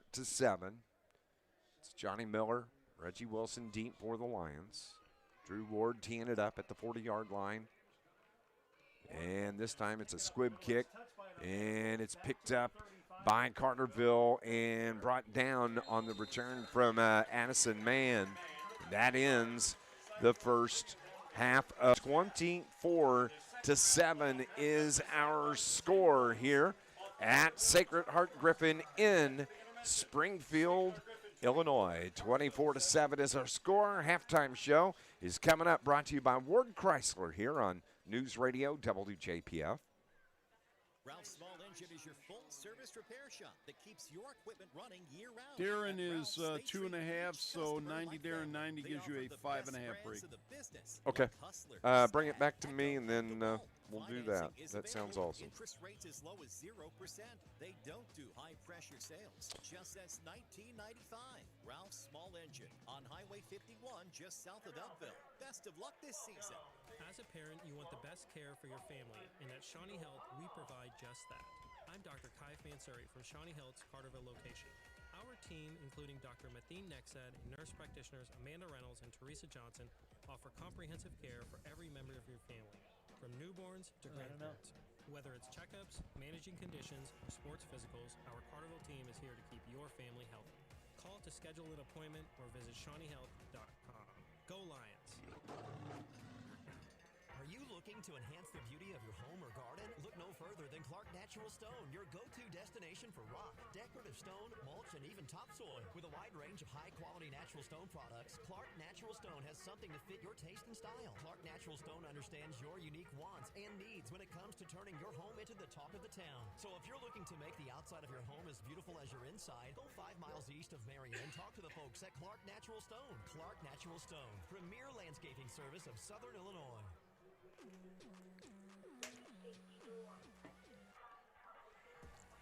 Welcome back to Sacred Heart-Griffin. Dave McKenzie and Keenan Clark with you here on this Saturday afternoon. 24-7 is our score here at the half. We're glad to have you with us here. And 7-7 ball game at the end of the first quarter. It was SHG getting on the board first. That came at the 7:21 mark of the first quarter. 11-yard touchdown run from quarterback Cam Brinkman. The extra point was good, made it 7-0. Lions, they were able to score Andy. Little 1-yard plunge for a touchdown. That came at the 2:52 mark of that first quarter, tying it up 7-7. Now, Carterville fumbled the ball, had a couple of fumbles there in that first half. Yeah, not taking care of the ball, those types of mistakes. If you come in and you think about it's Carterville, you know, what's their chances to win it? You've got to play mistake-free. So you really have to dial things up in the second half if you want to continue to play in this game. Fumbled the ball at the 8-minute mark. Sacred Heart-Griffin goes on an 11-play drive, and it was capped off by a 1-yard touchdown run from Cam Brinkman. Extra point was good. That was at the 4:09 mark of the second quarter, made it 14-7. Carterville had to punt the ball away on the next possession. Sacred Heart goes down. It was a 36-yard touchdown pass from Brinkman to Cam Ward with just 48 seconds left, and that was 21-7. Carterville gets the kickoff, and then they fumbled the next play, and sure enough, not what you want to do, but they let Sacred Heart-Griffin hit a 44-yard field goal right there, right before the close of the first half, and that's where we stand, 24-7. Yeah, the defense has been playing with their backs against the wall. A lot of that you've got to figure out offensively how to move the ball, how to take care of the clock a little bit. Whenever they're scoring 10 points in the last minute of the half, like offensively, it's just got to be cleaned up. Absolutely. 24-7 is our score from Sacred Heart-Griffin. That's Keenan Clark. I'm Dave McKenzie, and we're going to go on and take a break. And when we come back, you're going to hear from Darren Kennard with our River. It's coming up next here on News Radio WJPF. SIU Credit Union knows what it means to be a part of a team, whether you're on the field or in the stands. All right, I'm going to be off headset a minute. What it's all about. They're not just here for your financial needs. Dave, I hope it's there. It's showing up not in there on the you can be a part of their team too.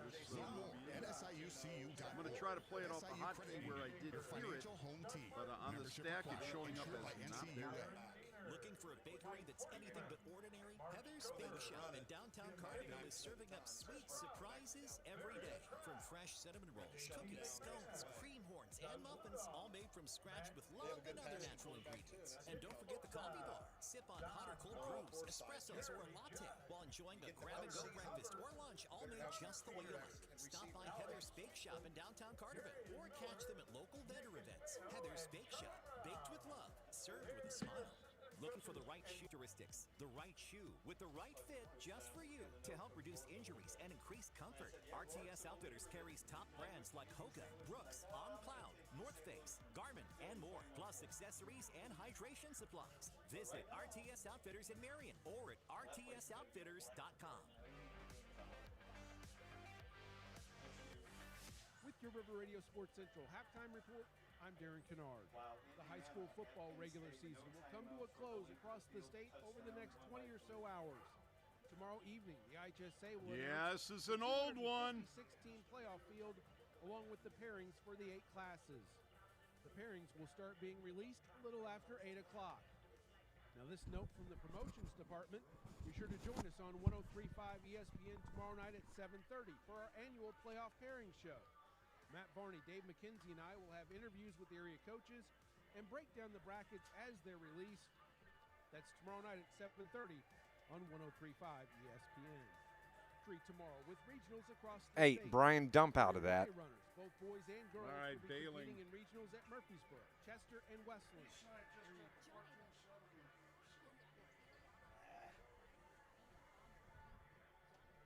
High school students the opportunity to earn college credit while in high school. Students can get a jump start on their college careers while saving money. After high school, students can easily transition to one of the college's career and technical education programs or a traditional baccalaureate transfer program. No matter your path, you'll know why everyone says, why would you go anywhere else? Good luck this season and visit jalc.edu. Called Lawn Service Carterville is a local Illinois for over 20 years, specializing Feel in free much to more take than an extra commercial break. work. And his crew can do snow removal, bush hogging, tree trimming, or tree removal, landscaping maintenance, and much more. Call 534-8148. Rain or shine, sleet or snow, call Joe. 534-8148. That's 534-8148. Growing up in Southern Illinois, you learn the importance of helping others. I'm Caden Hawkins, and it's one of the reasons that I'm proud to represent this region as a member of SIU's Saluki men's basketball team. It's also why I'm glad to be a Banterra customer because they support our communities. Plus, I can open my account online There we go. and with their Saluki Visa debit card to SIU scholarships and athletics. That was an easy win for me. Banterra Bank, official partner of Saluki Athletics, member FDIC. Welcome back to Sacred Heart-Griffin. 24-7 is our score here from Springfield at the half. Looking at some scores from around the state today. We'll stay in Class 4A since that's where the Lions are. Geneseo beating Macomb, shutting them out with 12 minutes left. Carterville, of course, here down 24-7. It is Cahokia over Jacksonville with 10 minutes left.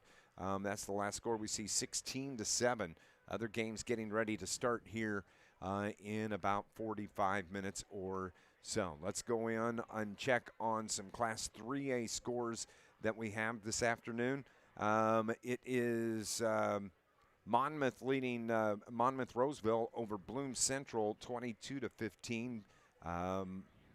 Porta getting hammered by Williamsville 39-6. Of course, Porta, that win that they had over Fairfield a week ago, and they're getting popped here this afternoon.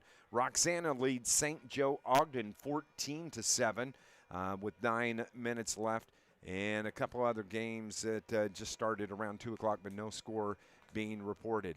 Let's go to Class 3A and look at some of those scores that are being reported here this afternoon. It is Arthur Lovington over Cumberland 28-14. Tri Valley's tied with Rockridge 7-7. And no score. Have you got a score on DuQuoin Westville yet? It's not showing on the website. 14-0 DuQuoin. Okay. Westville leads DuQuoin 14-0 with 8:16 remaining in the second quarter. 24-7 is our score here at Sacred Heart-Griffin. The Lions on the hill just across from us here at halftime, and just got to come out and play some football. That's what you got to do. Yeah, you don't want to tap. You don't want to tap out at halftime. Like, we didn't come up here for a moral victory. One of the things, if nothing else, is that you want to come up here and have some respect. And a team that comes up and doesn't play everything they have for 4 quarters is not going to gain that. So I like to see the Lions come back out and make sure that they come out with the same intensity they started the game with, and like they had a really good first quarter going for them. And if they can maintain that for the second half, they're going to walk out of here with respect and at least be in the ball game and have an opportunity to win. Sacred Heart-Griffin's going to get the ball to start the second half. Yep, that's going to be a big test, again, defensively, whereas I feel like our defense they've done a nice job. We're getting some pressure on the quarterback now. We found a few seams in that offensive line, and our corners are doing and our safeties are doing a nice job in coverage. But when they're putting the ball exactly where it needs to be, when the quarterback is good enough to put it right on spot, there's not much you can do. 24-7 is our score here at halftime. We're going to go on and take our final break on our Ward Chrysler halftime report. And when we come back, we'll have second half action. It's all next here on News Radio WJPF. Don't let the name fool you.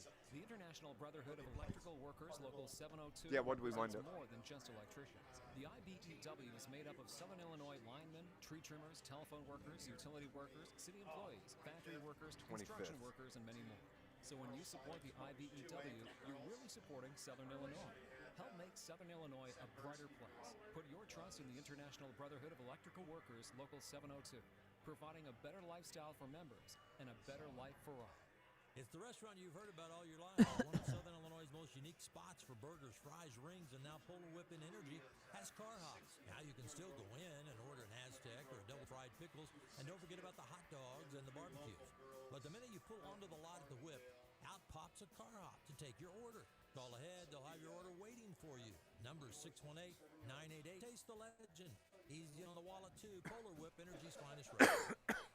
Central Hospital for Animals in Carbondale, Marion, Heron, and Harrisburg has been taking care of your furry family members for over 40 years. Now offering the VI Pet Plan by Snout. Get monthly pet care plans for dogs and cats with an annual value of just over $200 a month. They also offer puppy and kitten packages to take the worry out of their first year. Need flea and tick prevention? They offer 12-month injectables for dogs, as well as Brevecto Quantum, only available at Central Hospital for Animals. She was what place?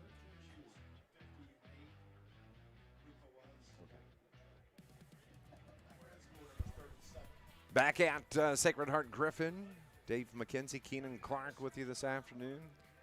John Holman from the Southern here next to us, but gave us some updates from the cross country today. Carterville qualified as a team, didn't do very well this afternoon, but Lainey Sambursky wound up finished 6th individually, and then you had Kara Odom from Marion that finished 37th in 2A. Sophia Krupa from Carbondale finished 58th.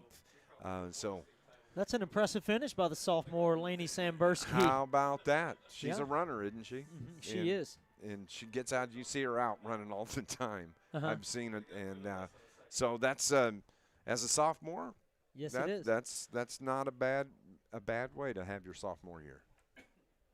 Carterville still over on the hill. We got about a minute and a half, and then the teams will come out and do some stretching here below us. You know what? We're, a couple of weeks away from, I guess basketball official start the season is this week. Monday, is that correct? That is correct. And then our girls basketball has already started. Like we said last week, winter sports are upon us. Yeah, and of course, SIU basketball. SIU football is playing at Youngstown this afternoon. I've not seen an update on that, and we'll see if we can. 24-14 at the half. 24-14 at the half, and is that SIU? 24-14 and a half. That's a big game right there this afternoon for the Salukis. Got to call my first TV ESPN basketball game last night. That was awesome. Was it fun? It actually was. You can't beat the seat. Uh-huh. And I'm sitting there talking about the game anyway. I might as well. That's right. Do it. Might as well make everybody else listen to you. Get paid for it. It's Yeah. pretty awesome. So Uh-huh. it was a great time. And first time I'd done a TV game and learned some things. That's pretty awesome, and really enjoyed that. Cyclones are out on the field to the right of us. Here come the Lions. They're going to be in the end zone to our left as they're going to go through their stretch. And we're going to go on and take one more break here at the half. It's 24-17. Carterville's got some work to do. They've got the chops to do it. We're going to get the second half started here in moments on News Radio WJPF.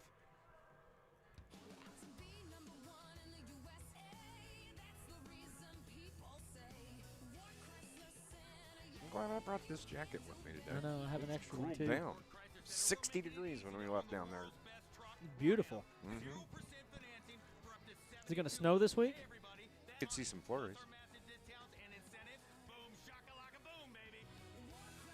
I mean, I'm not going to work on Tuesday either way, so doesn't really impact me. At the Bank of Heron, we know the recipe for success begins with the right ingredients. So we've taken services like Veterans mobile Day banking coming up. and Yep. debit accounts, added in helpful employees and a full trust department, and topped it off with a commitment of service to our communities. Put it all together, and it's clear why the Bank of Heron is a leader in the community we serve. Community strong, the Bank of Heron, it's not just a bank, it's a relationship. Member FDIC, equal housing lender. Looks like Carter Jones on crutches. Football is here, and that means the return of Friday Night Live. I'm Darren Kennard, and you can join me live on Facebook after tonight's game for River Radio Sports Central's Friday Night Live. Catch all of tonight's scores and join in the discussion on the River Radio Sports Central Facebook page.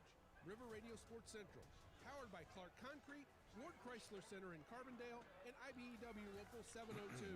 I'll see you live on Facebook tonight for Friday Night Live.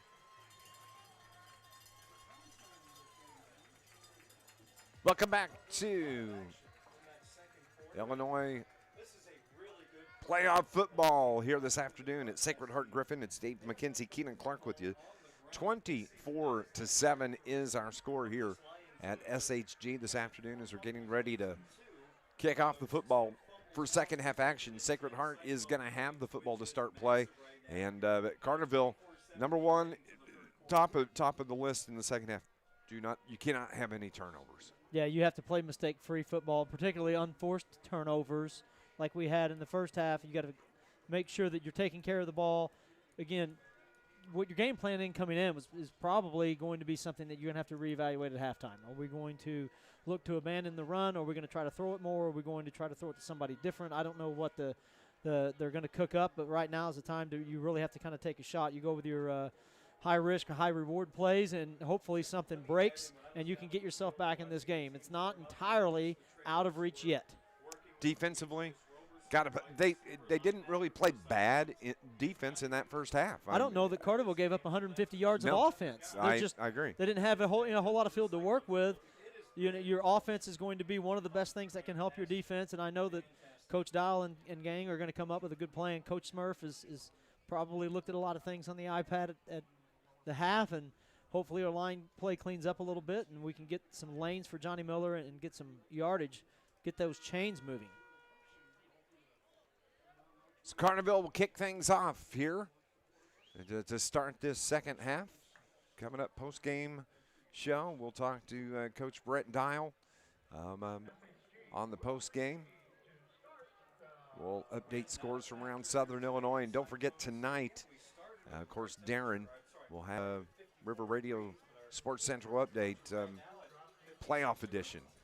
Wrapping up, he's out shooting some games on his way back to Southern Illinois. So we'll have you covered with River Radio Sports Central throughout the rest of the day and this evening. Carterville tees it up at the 40-yard line. And Sacred Heart is going to get the kick to start the second half of football. To do the kicking, Gavin Johnson has it teed up, and pretty good kick is going to be taken at about the 11-yard line, out across the 20, the 25, straight up the gut, across the 40 to the 45, and finally brought down at the 47-yard line. A big return. Cam Ward is just an outstanding athlete. He can run, he can catch, he can kick, he does it all. He had a great lane to run through and took advantage of it, didn't dance, and just took off and made a fantastic return before finally being brought down by Braden Brown. 1st and 10 for Cam Brinkman and the Cyclones, the Sacred Heart-Griffin. It's 1st and 10 from the 47-yard line. And you know they want to score early. Carterville jump, but no call, no flag. So Brinkman, he's in the shotgun. Has 2 receivers left. He's going to keep it himself and run it off right tackle. Takes it out to about the 45-yard line before getting down. Smart right there. He gets down at the plus 45, so a gain of 8. Thought Barnhart had a chance at him in the backfield and just out of his reach, which could have been a 2-yard loss, ended up being a 7-yard gain. Just short of the 45-yard line. It is 2nd down and 2. Going to have to take some risks and try to create a break or two for the team at this point. 3 receivers here to the near side, 1 to the far side, but it's the give right up the middle to Jawan Davis. Davis picks up the 1st down yardage, moves the chains. It's 1st down for the Cyclones. You know, if you're down 17, you don't have the ball to start the half, and you have to find a way to win the quarter.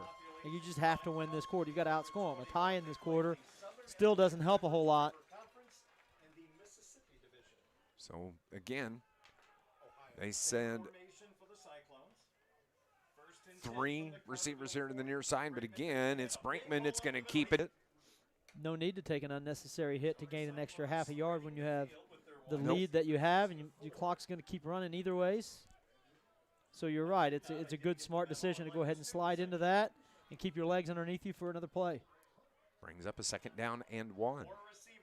And Brinkman has the 1st down and more, gets to the outside, cuts it up at the 20, falls down inside the 20 to about the 17-yard line. It's going to be 1st down after 1st down run from the quarterback, Cam Brinkman, the junior quarterback for the Cyclones. Andy Johnson and Jamie Jones giving chase, had a good look at him, but Brinkman's just showing the speed and the explosion when he turns upfield. From the 17. He works exclusively from the shotgun, wings it out to the far side. Back shoulder throw was too low, and diving, trying to make the catch.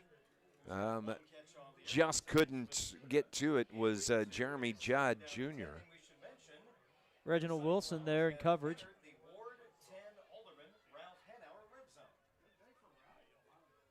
So it is 2nd down and 10. From the 17, Brinkman brings it near side, finds Cam Ward. Ward down to about the 2-yard line where he's finally tackled. That's a 1st down, and it's going to be 1st and goal from the 2 for Sacred Heart-Griffin. They go tempo. They are at the line of scrimmage, ball at the near hash. Brinkman gives it, and the clock whistle stops the play. False start. Yep. Johnston City up 27, trails 27-0 with 2:47 left in the 2nd quarter at Maroa Forsyth this afternoon.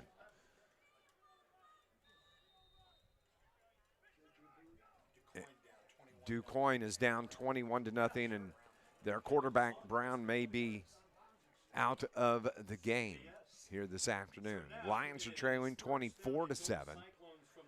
Cyclones have the football, 1st and goal from the 7-yard line. Clock ticks, 9:20 remaining here in the 3rd quarter. Brinkman hands it off, gets it to Thomas Southern. Southern is stacked up back at the line of scrimmage, maybe picked up about a half a yard on that carry, and it's going to bring up 2nd down and goal. Carson Davis with a really good tackle on that. Reaches out with one hand and grabs him and gets him turned, and that's enough for Basolo to come in and help clean up the job. Back to the original line of scrimmage. Basolo again, he's in because Carter Jones seems to be out on the sideline on crutches for the Lions, so it looks like Keaton's going to take over that responsibility at the middle linebacker position. He was hurt in that first quarter. And a flag. It's going to be a delay of game against. Yep, substitution rather. Well, Martin showed himself within the numbers, so it's going to back him up 5 yards. So instead of 2nd and goal, it's going to be 2nd and goal from the 12-yard. Been 2 steps back for the Cyclones and then 1 giant leap forward, and that's just been the unfortunate case for the Lions tonight. 3 receivers right, 2 here to the near side. Moving right to left. Brinkman, he takes a short drop now, rolls to his right, looking for an open man, finds him, and good defense out there. Great job by the Carterville Lions' Drake Cappy as he was able to dive forward and slap that ball to the ground. Carterville hanging on for dear life, and Drake comes up as a senior and makes a really good play in the end zone to force a 3rd and long. From the 12-yard line. That was a great defensive play by Drake Cappy. I will make sure I say Drake this week and not Will. Please, yes. Yeah. I went to Will's head real quick last week. Joking when I say that. 8-19. Will Cappy's too humble for that. He right? is too humble for that. That's exactly right. But I did have fun talking about it. We did. 8-19, and a timeout is taken here by Sacred Heart-Griffin as they have it at the 12-yard line facing a 3rd and goal. We'll be back in 60 seconds here on News Radio WJPF. Bank with people you know who know and love Southern Illinois. First Southern Bank is a community bank that cares for and gives. FirstSouthernBank.com. It's News Radio 1340 WJPF Heron, W258DP Heron 99.5. Full service repair shop that keeps your equipment running year round. At Ralph's, they treat each customer like family. They offer the best brands in the business like Hustler, Skag, Echo, and DeWalt. Financing is available with interest rates as low as 0%. They don't do high pressure sales. Just get you into the equipment you need at the best price. Family owned since 1995. Ralph's Small Engine on Highway 51 just south of Elko. Best of luck this season. For a loss back to the 17-yard line, so some misdirection. They think they have Javonis Lunford tried the end around on the carry, and a great defensive stop by Carterville has put SHG in a 4th and goal. And you know, after that loss, that they're going to bring out their field goal kicker, Ward, and see if he can make another. But Long Ward, Drew Ward, hit a 44-yarder earlier. You can count on it. When Carterville needs a big defensive play, that Jamie Jones is going to try to rise to that challenge, and he made a good tackle for a loss, force a longer field goal. It's going to be a 30-yard field goal. A flag is thrown. The kick is no good. It was left, but there is a flag here on the near side. So somebody jumped. We'll see what the call is going to be. Is it going to be on the Lions, or is it going to be on the Cyclones? And that's going to move them back. Well, you'll probably and decline it. you'll decline that, and Carterville will get the football. Okay, big stop for Carterville defense. You came out in the 3rd quarter and got the stop that you had to have. Hopefully the offense can show a little bit of excitement, bring a little punch to the game here and get us right back into it. Like we said, you just have to win the quarter. You can't win the game in the 3rd quarter. You've got to outscore them and try to cut that 17-point deficit down. And the Lions are going to get the ball for the first time here in the 2nd half. They have it 1st and 10 from their own 18-yard line. So well done, Carterville defense on that last possession. Andy Johnson, the quarterback, trip receivers left. He takes it off the right side across the 25, across the 30 to the 33-yard line before being hit out of bounds. That is a big-time run, moves the chains, gives the Lions the first down. That's the Johnny Miller we're used to seeing, where he gets through the line of scrimmage, and when he's in the open area, will make a cut or two and create his own yards past the line of scrimmage. 1st and 10 from the 13 or the 33. Here comes that Lion offense. 3 receivers here near side now. Miller remains the tailback. Johnson, screen pass near side. It's caught out here. And that is Zach Carter on the reception. He got popped here on this near sideline. But it's a short gain. It's going to be a gain of about 4 or so, bringing up 2nd down and 6 for the Lions. Gets out of bounds, stops the clock. Ball is at the 37-yard line. Carterville's comfortable playing fast. They don't mind to get to the line of scrimmage and go. They've done this a lot this year. Good job by Johnson holding on. If he was supposed to follow Miller through the hole, or if he just didn't have time on the receiving end of that snap to get the ball to Miller. 3rd and 6 from the 38-yard line now. You know, we haven't seen Gavin Johnson, and he's not out there now, but he did create quite a drive for the Lions earlier in the game. Yes, he did. Now Andy looks to throw. Throws it out to the far side, has a man. 1st down for the Lions, fighting his way out to the midfield mark. That was Jamie Jones on the reception. That was a big-time throw and catch, and a 1st down for the Lions, much needed. Jamie's a senior, and he makes a good defensive play to end the last series, and then now makes a nice 3rd down conversion for the Lions. Back at the line of scrimmage already. To the 49-yard line, Johnny Miller off left tackle. Falls forward for a couple. You can see the Carterville Lions players over on the far side. They're pumping up their offense on the field. 2nd down now for Carterville. The ball is at the plus 47 of Sacred Heart-Griffin. 2nd down and 6. That's the exact observation that I was going to make, Dave. The Carterville sideline seems to be showing a lot of life right now. They're moving the ball on this drive. This is their first drive of the 2nd half. Andy Johnson from the shotgun. So Carterville's kind of going to the throw game and then can back that up with the run game. It's going to be Andy right up the gut. Plows out across the 45. He got to the 43, and that's where they're going to mark him. Yep. So good job by Andy Johnson.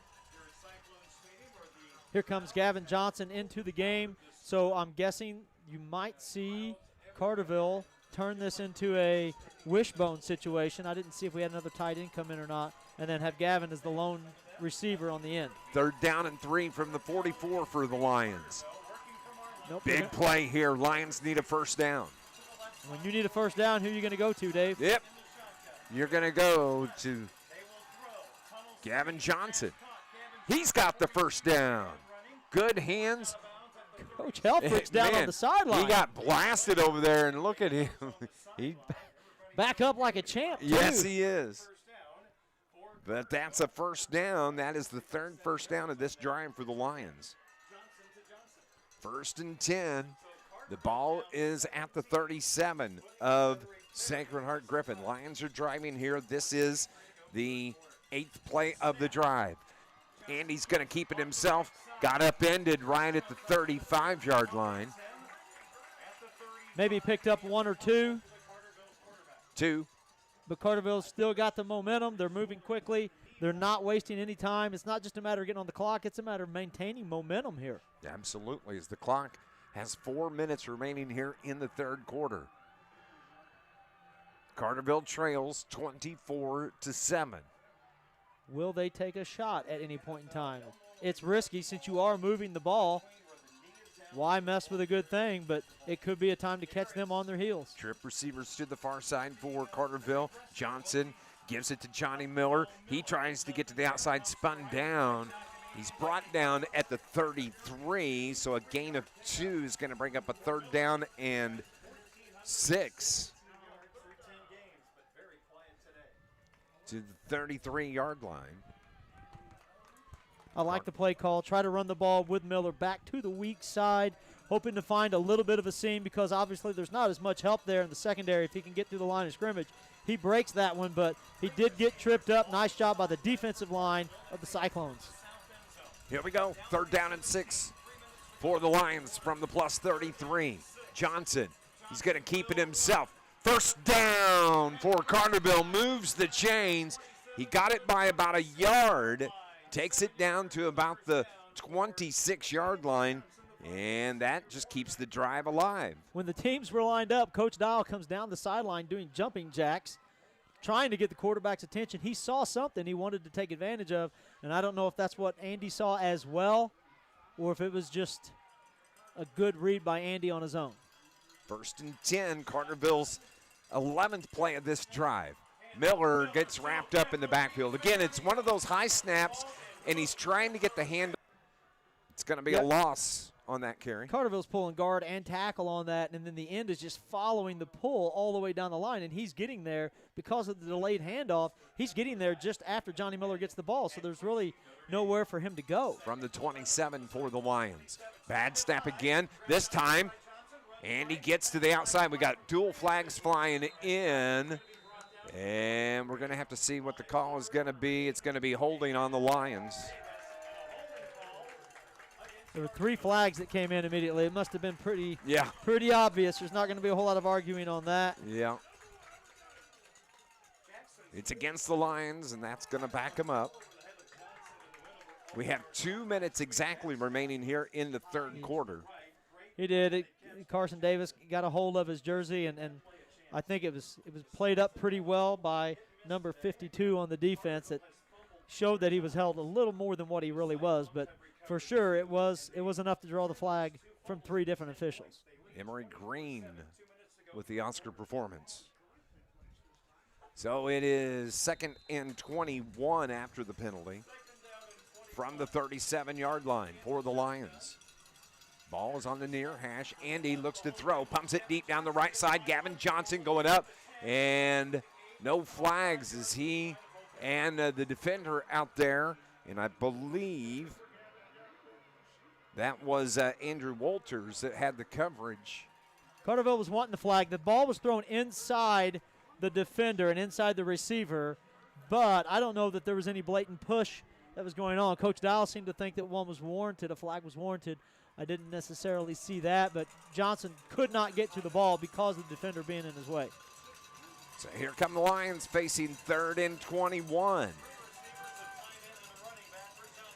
Andy takes that snap, rolls left, wants to throw, has his pass knocked down, picked off. It actually winds up right in the arms of,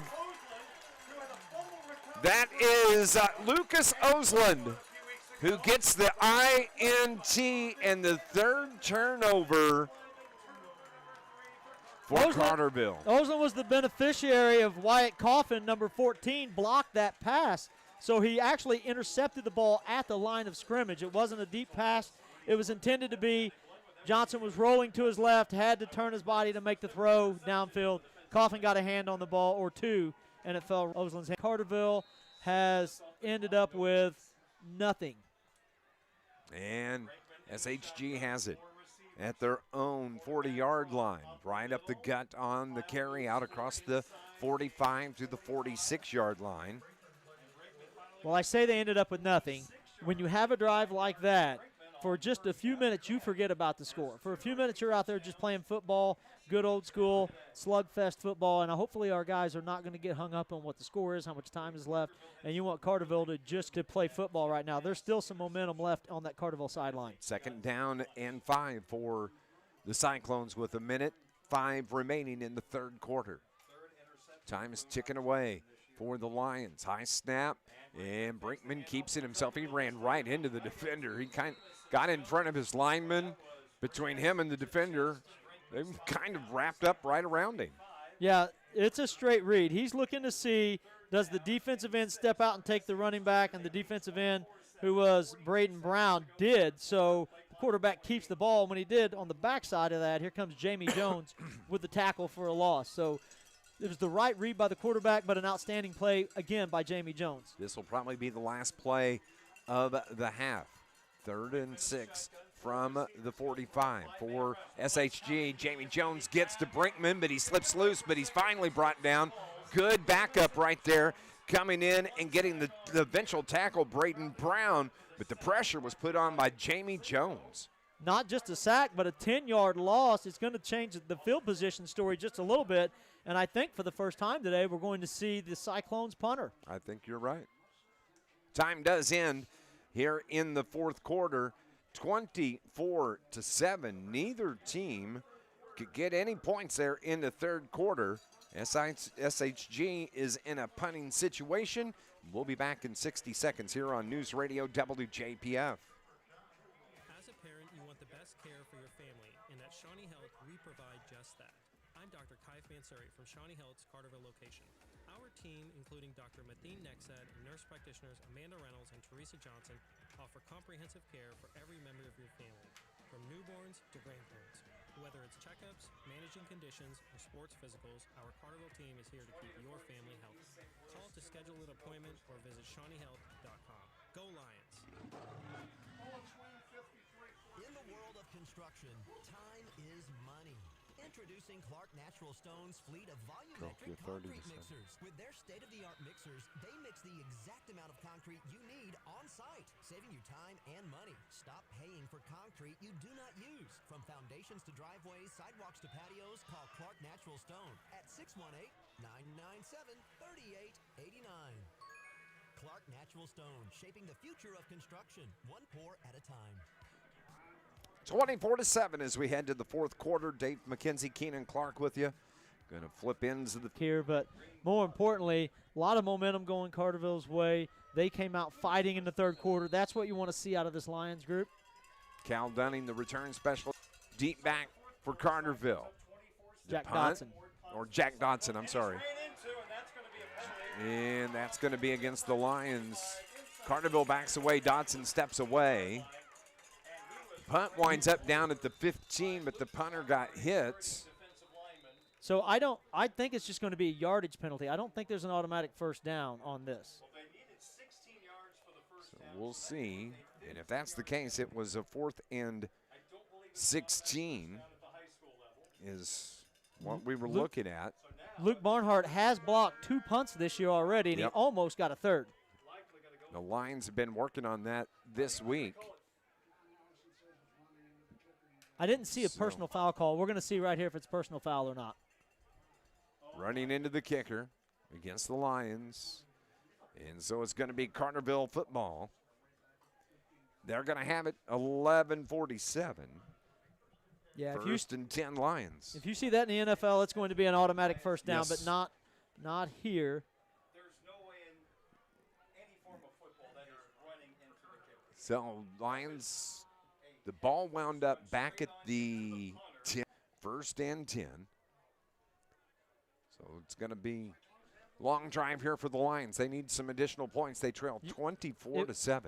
It was the right call. I'm watching it here on this. His feet were planted. The kicker actually came down and landed on top of him. So here we go. 1st and 10 from the 10-yard line for the Lions. It's Andy Johnson. It's caught out there by Carterville's Zach Carter. And it's short gain for the Lions. 2nd down and about 6. The change for the Carterville in the last possession was instead of getting 2-yard gains on the positive plays, they were getting 4 and 5. And it kept the chains moving. It kept Carterville advancing, give him an opportunity to take a few longer plays or make some longer plays. So I think that we'll be seeing a little bit more of that this last possession. 2nd down and 6 now for Carterville. 2 receivers right or to the left, 1 to the far side. It's the give to Johnny Miller right up the gut. Blast forward for gain of 2. Short gain, 3rd down and 4 now for Miller as he takes it out to about the 16-yard line. I'm not sure there's been a bigger play this game. The one that's coming up right now, you've got a 3rd and 3 deep in your own territory. You have to find a way to score 17 points this quarter. So right now, Carterville is going to have to find a way to get this yardage.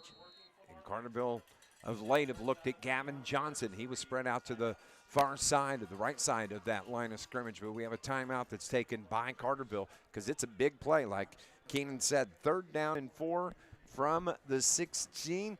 This Lions broadcast, it is brought to you by Mayor Brad Robinson and the city of Carterville. They want to remind you, coming up on Tuesday, Carterville American Legion's Veterans Day Memorial Program is going to be starting at 11 a.m. It's going to be right there on South Division Street, and South Division Street is going to be closed in front of the Downtown Veterans Memorial for the duration of the event. Thank you to our veterans. Join us downtown Tuesday morning to honor all of our veterans. The city of Carterville say, let's go Lions. This Lions broadcast also brought to you by IBEW Local 702, providing a better lifestyle for members and a better life for all. Here we go. 3rd down and 4 from the 16-yard line for Carterville. They need a first down. Coach Brett Dial.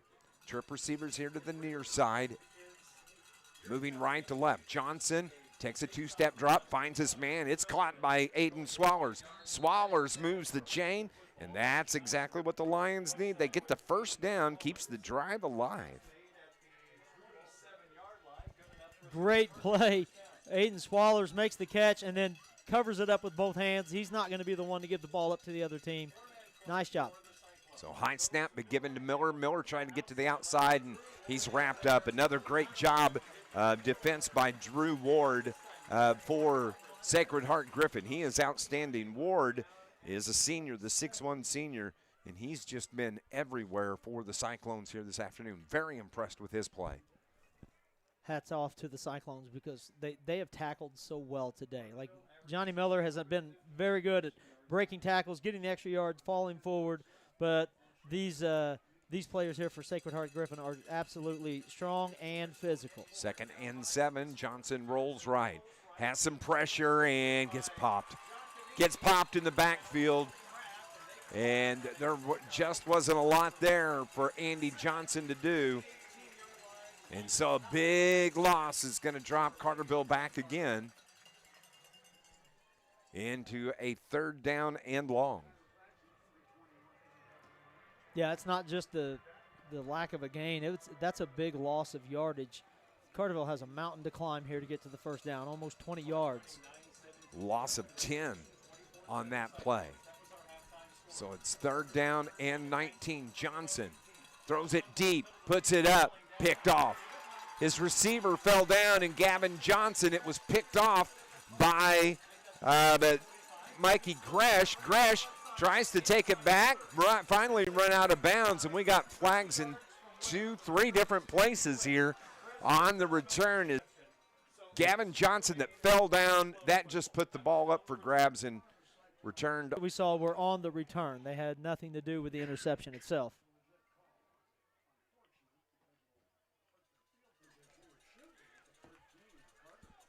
So it's going to be Sacred Heart football. Correct.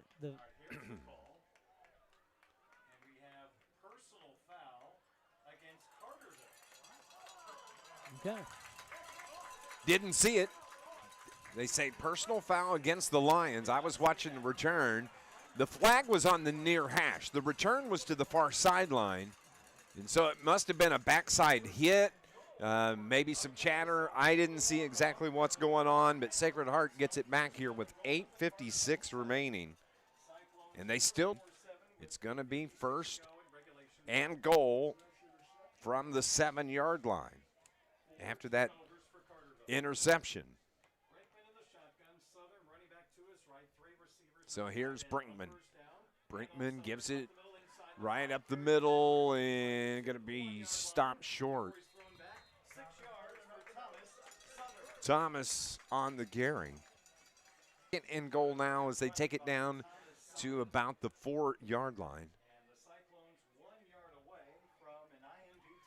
Actually down to 1. 2nd and goal from the 1. Taking their time. Clock rolls. 8:25 remaining here in this game. 24-7. Cyclones are threatening. The ball at the 1-yard line. Brinkman keeps it himself. Touchdown. 1-yard touchdown run from Brinkman. Comes here at the 8:13 mark of the 4th quarter. Makes it 30-7. Pending the PAT. And coming out to do the kicking is going to be Emily Short. She has 1 extra point kick here this afternoon. Snap, kick is good. 31-7 is our score here. Sacred Heart in command. We'll be back in 30 seconds on News Radio WJPF. SIU Credit Union knows what it means to be a part of a team. Whether you're on the field or in the stands, community is what it's all about. They're not just here for your financial needs, they're here to give back. Because people helping people is at the heart of everything they do. For work in one of the lower 24 counties in southern Illinois. That's right. If you're a Lions fan, you can be a part of their team too. Learn more at siucu.ucu.org. SIU Credit Union, your financial home team. Membership required. Insured by NCUA. This Lions broadcast is brought to you by Ralph's Small Engine, Route 51 south of Elkville. Full service repair shop to keep your equipment running. 31-7 is our score. Just 8:13 remaining here in the fourth quarter. Carterville's going to get the ball back after the 1-yard touch for SHG. Impressive was the return on the interception to get the ball all the way down to the 13-yard line. The personal foul penalty was a Carterville lineman had maybe a little extracurricular on top of a player when he blocked him onto the ground, and we hope we don't see any more of that. We want to see Carterville play clean, play sharp. Yep.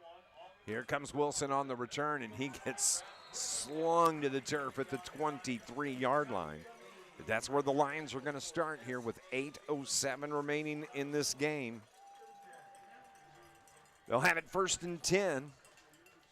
And now you just want to put some more points on the board. You do. You want to come out of here close, strong, still fighting all the way through it, but you got to play clean. You don't want to get cheap shot and dirty, which is what got them earlier, which has not been the way that Carterville has played all year. So come out and do a little bit better job.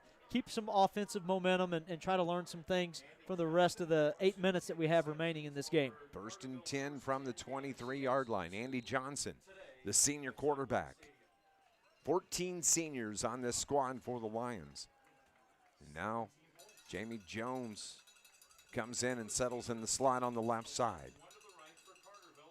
So it's Reggie Wilson, the running back, but Johnson slings it out to the far side. Gavin Johnson gets free across the 40 down the far sideline. Cuts it back at midfield, inside the 45 to the 42-yard line before being brought down. That was a big-time play for the Lions, and it moves the chains. Good catch and run. He had to break a tackle, and then he evaded a couple of more tackles. Not necessarily break them, but just ran around them until he takes the ball down to the 40. Good gain by Gavin Johnson. 41 is where they set it down, so big-time play by Gavin Johnson. High snap once again. Here's Reggie Wilson trying to get free, and Reggie just gets blasted. It's going to be a loss on that play. It's going to back him up about 3 yards, so 2nd down and 13. He's absorbed a couple of really big hits over the last 3 or 4 times he's touched the ball. And Reggie's not the biggest guy on the. I know. 2nd down and 13 from the 43. Johnson, Andy, some time, throws it deep down the left side, puts it up into double coverage, and intended out there on the far side. Is that Gavin? It's intended for Gavin Johnson. He ended up having to be a defensive back on that. And he did a good job. Yeah, the corner had good position on the inside. Safety had come over the top. Gavin didn't really have a chance to catch that ball no matter where it was thrown, so he just got a hand in there and tried to get the ball to the turf so that it didn't end up in another SHG possession. SIU trails to Youngstown now, 28-24 with 7:15 remaining in the third. As Johnson throws it out, and it is Jamie Jones on the reception. That's going to move the chains for the Lions. That was a big-time play. I'm absolutely impressed with the way Jamie Jones is closing out this game. He's made big defensive plays, a couple of big offensive plays on that one. That's one of those you're going to get your ribs cracked whenever you jump up for that ball, and he sure did, held on to it, and then walked right back to the line of scrimmage for the next play. Lions threatening here. Johnny Miller up the middle. And he gets down to about the 22-yard line. Gain of 3, bringing up 2nd down and 7. Johnny Miller still running hard, trying to grab a few yards here and there, help out the Lions, try to get one more score on the board before we end up having to pack it up and head home. What a year it's been for Johnny Miller. He's had a fantastic season. And he's coming back next year. We'll have him back again next year, exactly. Trip receivers here to the near side now for the Lions. One to the far side in Johnson. High snap. Andy finds Gavin Johnson. Far side gets away, breaks free toward the end zone, and he's going to be stopped short about inside the 1 yard line on just a last second push by the defender. Pushes him out of bounds about a half a step short of the pylon, and it's going to bring up first and goal from the 1 here with 6:14 remaining. The Lions trail 31-7. An excellent run after the catch, again, by Gavin Johnson. He's going to be kicking himself for not getting in on that one. So under center, Andy keeps it, touchdown. Got in. They say that is the second time he's been a yard and a half in the end zone, and the officials have said that he did not get the goal line. Do not understand it, but they rule him short. The sideline judge on the far side had both hands up, and then he dropped one as if to indicate new down. Second and goal once again from the 1, and this time he gets it in. He got that one called. 1 yard touchdown run for Andy Johnson here, and it comes with 5:45 remaining in this game. That is an INB touchdown for the table. INB continues its tradition of local So Lions trail 31-13. Pending the PAT, and a flag comes in right now, and that's going to be an unsportsmanlike. We'll see who it's going to be on. As the official, the white hat, talks to the near side judge. And they're still having a conversation. So here's the call. Unsportsmanlike against Sacred Heart-Griffin. So that'll probably be on the kickoff. They'll assess that on the kickoff. You know, if you're Sacred Heart-Griffin, you're going to want to make sure that you don't get a situation where you get kicked out of the game and you have to sit next week. Good point. So, Lions looks like they're going to go for 2 here, the 2-point conversion. Andy Johnson comes to the line of scrimmage. He's got Jamie Jones.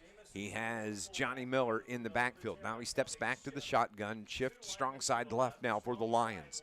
Everybody in tight. Andy's going to keep it, tries to get into the end zone, gets in for the 2-point conversion, and that makes it 31-15. So what that does is that makes it a 16-point game now. That's a 2-possession game. It's 2 incredible possessions, but it's still a 2-possession game. You have to get 2 touchdowns and both 2-point conversions. But I'm going to guess we're going to see an onside kick here from the Lions because they're going to try to take advantage of any opportunity they can. With 5:45 remaining in this game. And Carterville chipping away. 5:45 remaining. You're saying there's a chance. It up at the 40-yard line. Now there was the penalty. So did Carterville decline the penalty? They took half the distance to the goal on the 2-point conversion. There you go. So Gavin Johnson, who does the kicking, is going to tee it up at the 40. Hans team is on the field for the Lions. Let's see how this goes for Carterville. They need to get the onside kick. I'm guessing the ball is going to the right side based on the personnel on that side with Carter, Dotson, Carson Davis, Micah Jones, Braden Brown. He's going to try to onside it to the right. Gavin Johnson approaches, kicks it away. Kicks it deep. It's going to be taken back at the 5-yard line by Andrew Walters, or Brinkman on the return. And he brings it out to the 25-yard line, and that is where SHG. So Brett Dial wants his defense to come up with a stop as Sacred Heart is going to have it here with 5:36 remaining in the game. It was a good good decision in hindsight to be able to try to pin them deep. If you can get back as he comes through, breaks out across the 35-yard line, close to first down, but about a yard short. It's going to be 2nd down and 9 after the carry by Thomas Southern. Cyclones are going to take the air out of the ball. We're going to have a long time between snaps. Yep. Just in case they can't convert the first down or can't find a way to score and have to give the ball back to the Lions. 2nd and 9 from the 35-yard line. Play clock is at 20 right now. This is the 4th quarter, 31-15, 2nd round of the Class 4A playoffs. And winner advances to play Rochester next week. Again, it's the give to tailback wide open, and that's going to be a touchdown. It's going to be a 65-yard touchdown on, that is going to be Thomas Southern, 65-yard touchdown run, and that just blows it wide open. It does. That's going to take the gas right out of Carterville's momentum at that. Wide open. I mean, nobody got a hand on him.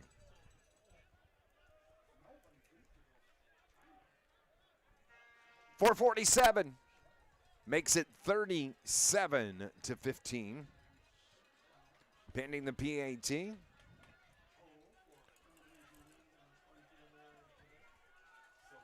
Nobody got a hand on Thomas Southern. He takes it 65 yards. Once he got through that second line, nobody could run him down. Linebacker Basolo got through the line of scrimmage, but could not get to the outside gap where he was running to. It was just out of his reach, and then there was no, like you said, no one else between him and the end zone. So with 4:47 remaining here, the extra point. Another kicker? Yep, another kicker.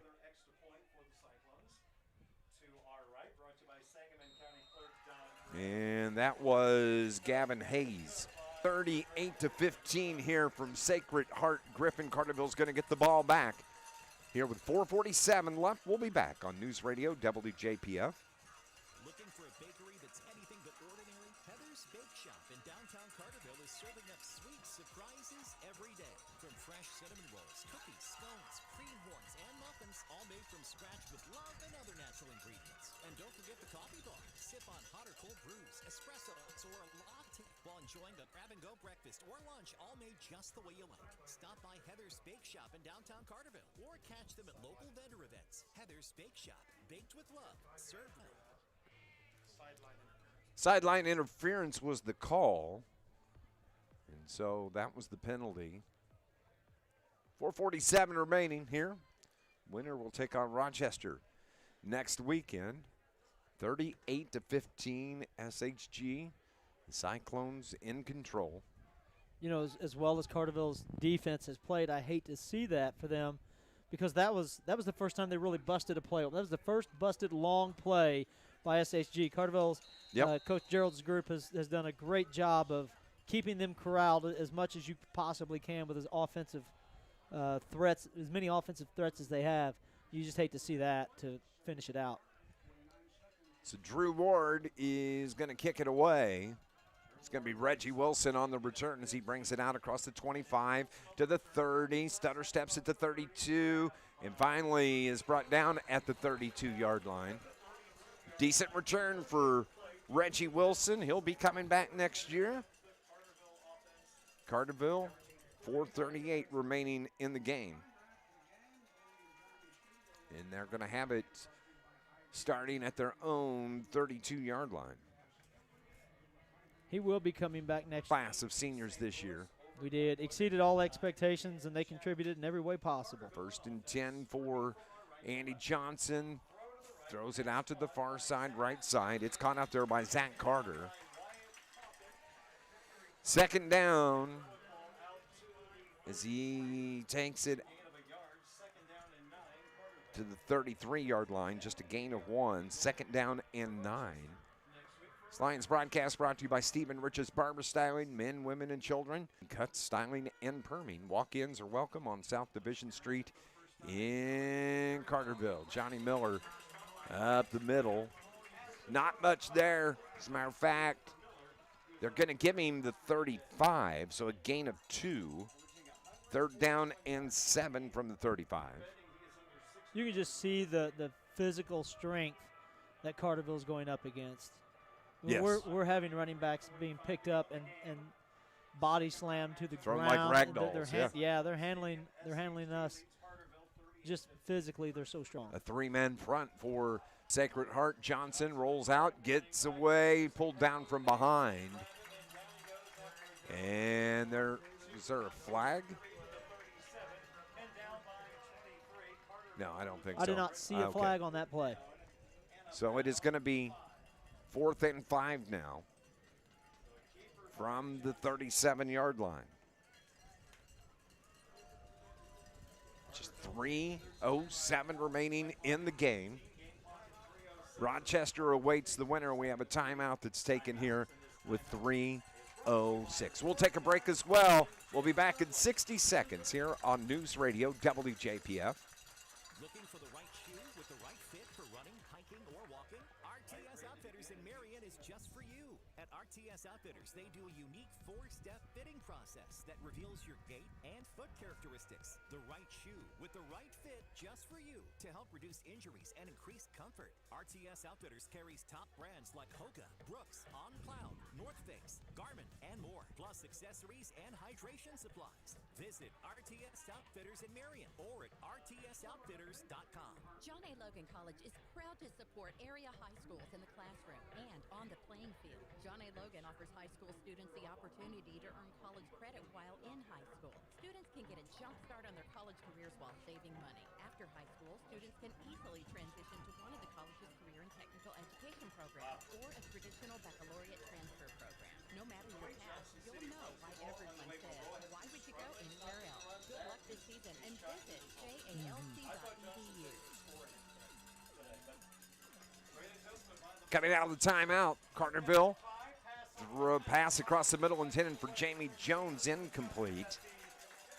On the 4th and 5 from the 37-yard line, and that's going to give the ball back to SHG. Lions turn it over on downs. And 3:02 remaining.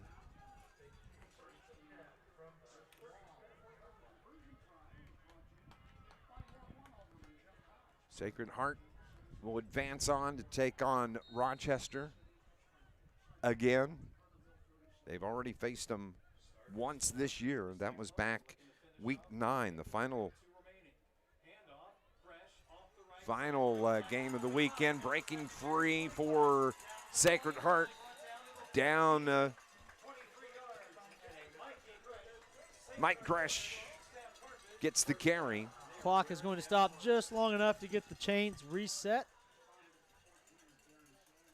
And they carry it down to the 14-yard line. It's just going to be a matter of managing the play clock from here on out. Yep. So you know they want to put one more on the board. 2 receivers here to the near side. They have 1 to the far side with 7 seconds on the play clock. It's Brinkman, takes the snap, gives it to his running back, trying to get to the corner, the pylon, touchdown. Mikey Gresh, 14-yard touchdown run for Gresh and Sacred Heart-Griffin. Yeah, the life has just gone out of Carterville. You hate to see it for the boys. Season coming to an end, but what a fantastic season it has been for the Lions.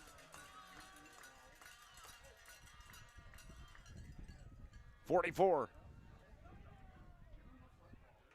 to 15 is our score. On for the extra point.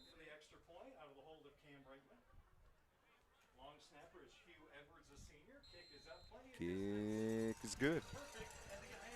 That makes it 45 to 15. Our score will be back in 30 seconds here on News Radio WJPF. Growing up in Southern Illinois, you learn the importance of helping others. I'm Caden Hawkins, and it's one of the reasons that I'm proud to represent this region as a member of SIU's Saluki men's basketball team. It's also why I'm glad to be a Banterra customer because they support our communities. Plus, I can open my account online, and with their Saluki Visa debit card, I know my purchases contribute to SIU scholarships and athletics. That was an easy win for me.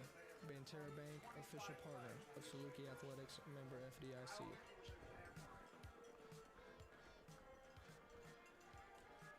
When you look at the class of seniors with your Carterville Lions, we're talking about Hayden Harrell, Drake Cappy, Aiden Swallers, Marion Adams, Andrew Johnson, Jamie Jones, also Carson Davis.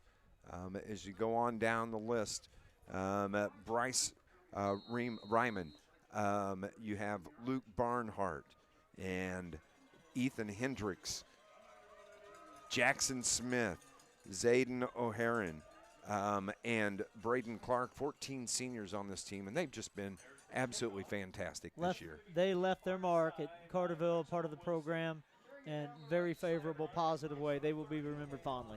And I know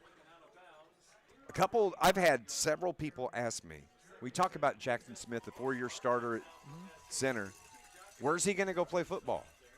And as I understand, he has no desire to play football after high school.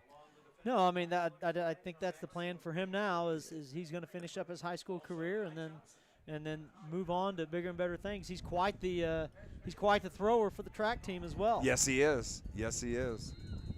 2:18 is what we have left here. Carterville has it, 1st and 10 from the 35-yard line. Miller gets the carry. So, but to those seniors, and Andy Johnson there is no tougher dude in this world than Andy Johnson. He plays quarterback, runs the offense, but he will hit you from that linebacker's position. And the thing is, he knows what every single person is supposed to be doing on both sides of the ball. He is a coach on the field. Yeah, he runs the offense and he runs the defense. Yes. Andy throws one deep down the right side, has a man out there. That was Gavin Johnson, and a flag comes in late. They're going to call some interference on Sacred Heart. Yeah, I don't know if that's the time to throw the flag. He did. I could see the jersey clearly getting pulled on that one, but still, it's time to let it roll it out. Yeah, just 97 seconds remaining. 45-15 is the score. It's against Sacred Heart.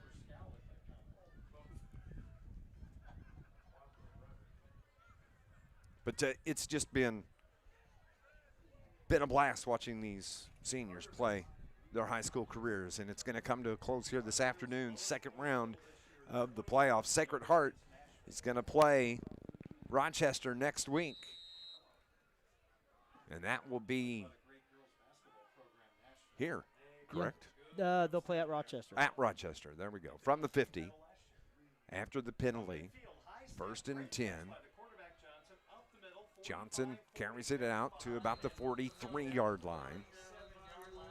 Moves the chains.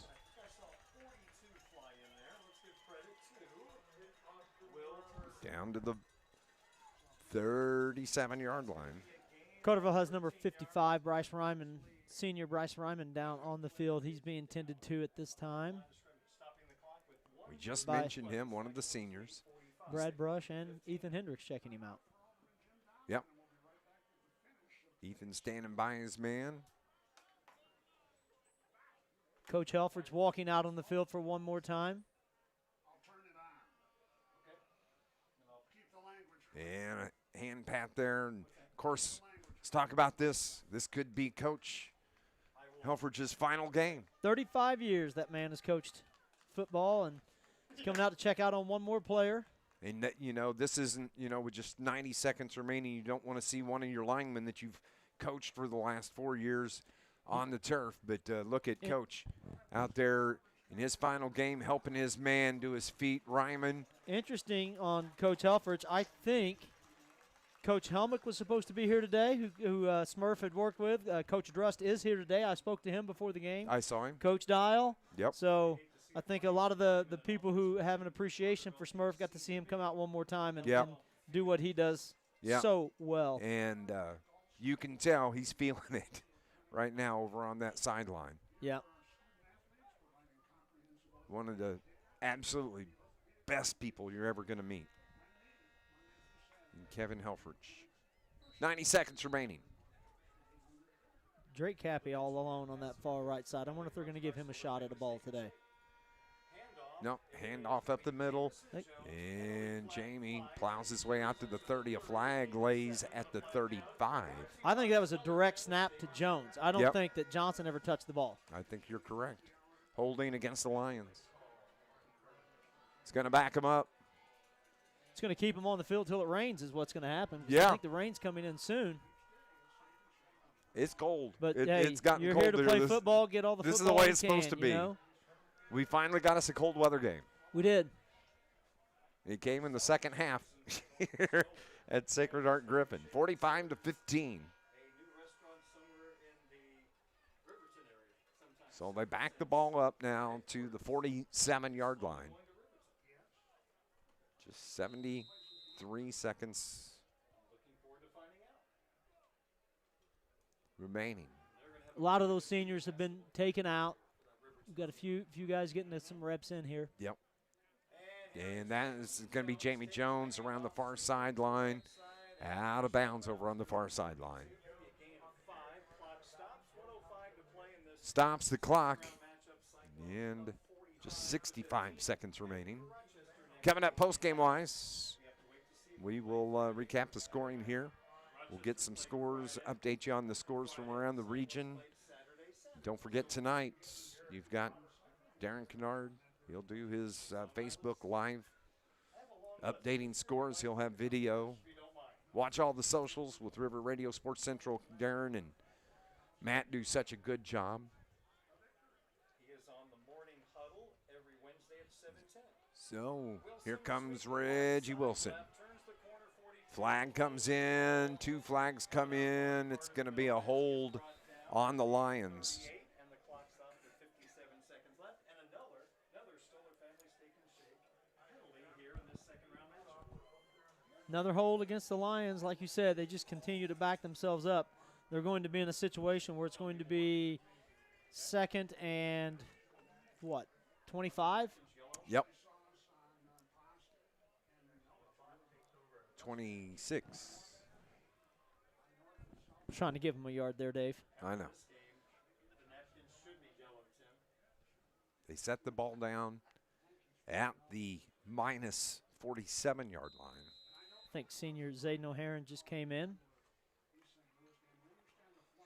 So with just 50 seconds remaining, this may be the last play of the game. Thadon comes in. He got quite a round of applause last week when he came in for Carterville in the playoffs. Yeah, and just a good kid, and he's been with it for the last two years? Yeah, since he transferred in a couple years ago. Yep. And that is going to be the final play of the game. 45-15 is the final score. Carterville's season comes to a close. They finish it 10-1 on the year. Sacred Heart-Griffin, they improve to 8-3, and they will be taking on Rochester in the 3rd round of the Class 4 WJPF. Rain or shine, sleet or snow, call Joe. Joe's Lawn Service, Carterville, is a locally owned and operated business serving Southern Illinois for over 20 years, specializing in much more than commercial or residential lawn care. Joseph McMahon and his crew can do snow removal, bush hogging, tree trimming or tree removal, landscaping maintenance, and much more. Call 534-8148. Rain or shine, sleet or snow. You want Brett? Call Joe. 534-8148. That's 534-8148. Don't let the name fool you. The International Brotherhood of Electrical Workers Local 702 represents more than just electricians. The IBEW is made up of Southern Illinois linemen, tree trimmers, telephone workers, utility workers, city employees, factory workers, construction workers, and many more. So when you support the IBEW, you're really supporting Southern Illinois. Help make Southern Illinois a brighter place. Put your trust in the International Brotherhood of Electrical Workers Local 702, providing a better lifestyle for members and a better life for all. At the Bank of Heron, we know that between family and work, it can be a challenge to find the time to take care of things like going to the bank. And really what you need is a way to do your banking on the go. Well, we've got good news. With the Bank of Heron mobile banking app, you can manage debit cards, find bank locations, monitor account activity, even make a deposit. Just a few of the ways our mobile banking app can save you a trip to the bank. We love for you to come and see us, but now you don't have to. The Bank of Heron, it's not just the bank, it's mobile banking. Member FDIC, Equal Housing Lender. 2025 football season comes to a close for the Carterville Lions. Taking one on the chin here this afternoon. Sacred Heart-Griffin wins it 45-15. Sacred Heart advances. They'll play Rochester coming up next week. The Lions finish the regular season 10-1 on the year. And you just look out there and you see a lot of sad faces, heads down. Not number one, because you lost the game. Number two, you realize that, if you're a senior, your season has come to a close, and your career as a high school football player has come to a close. A lot of kids took a long time to get to that huddle. Yeah, they did. When you walk out there, then you have that ending, like that makes it final when you get there and you listen to the coach's final speech. And like you said, a lot of kids take it hard. They should take it hard. If you don't take it hard, then you're not putting enough into it to begin with. But it's not just our seniors. We had a lot of underclassmen out there who were just kind of soaking it all in after the game and letting it just kind of drench them right now. And it'll hurt tonight and it'll hurt tomorrow. But you'll come back and you'll remember it fondly because they had a great season. Yep. And Coach Brett Dial addressing his team right now. All of his assistant coaches around him, right there at the 30-yard line, and that's a team to be proud of. They ran the regular season undefeated. They beat Alton Marquette, and when we saw the pairings come out, Keenan, and you look at just what we've called just the gauntlet that is the 4A bracket, you felt good about your first round game, but you knew you were going to get a battle when you had to face Sacred Heart-Griffin, or you see Rochester lurking there in the future. This 4A, there's things that this team has done, and Brett has set up with the schedule to play as hard of a football schedule during the regular season just for these circumstances like this. Yeah, and it's hard to simulate this. Not just playing here, but just second round of the playoffs is a different feel. If we haven't been to the second round of the playoffs in 3 years, the last 2 years we've been bumped in the first round. So when we get to this level, it's just a different level of intensity. And we saw it with a few little mental mistakes and a few unforced errors that occur because of this time of year and that type of thing. But like you said, they did everything they could to prepare for this.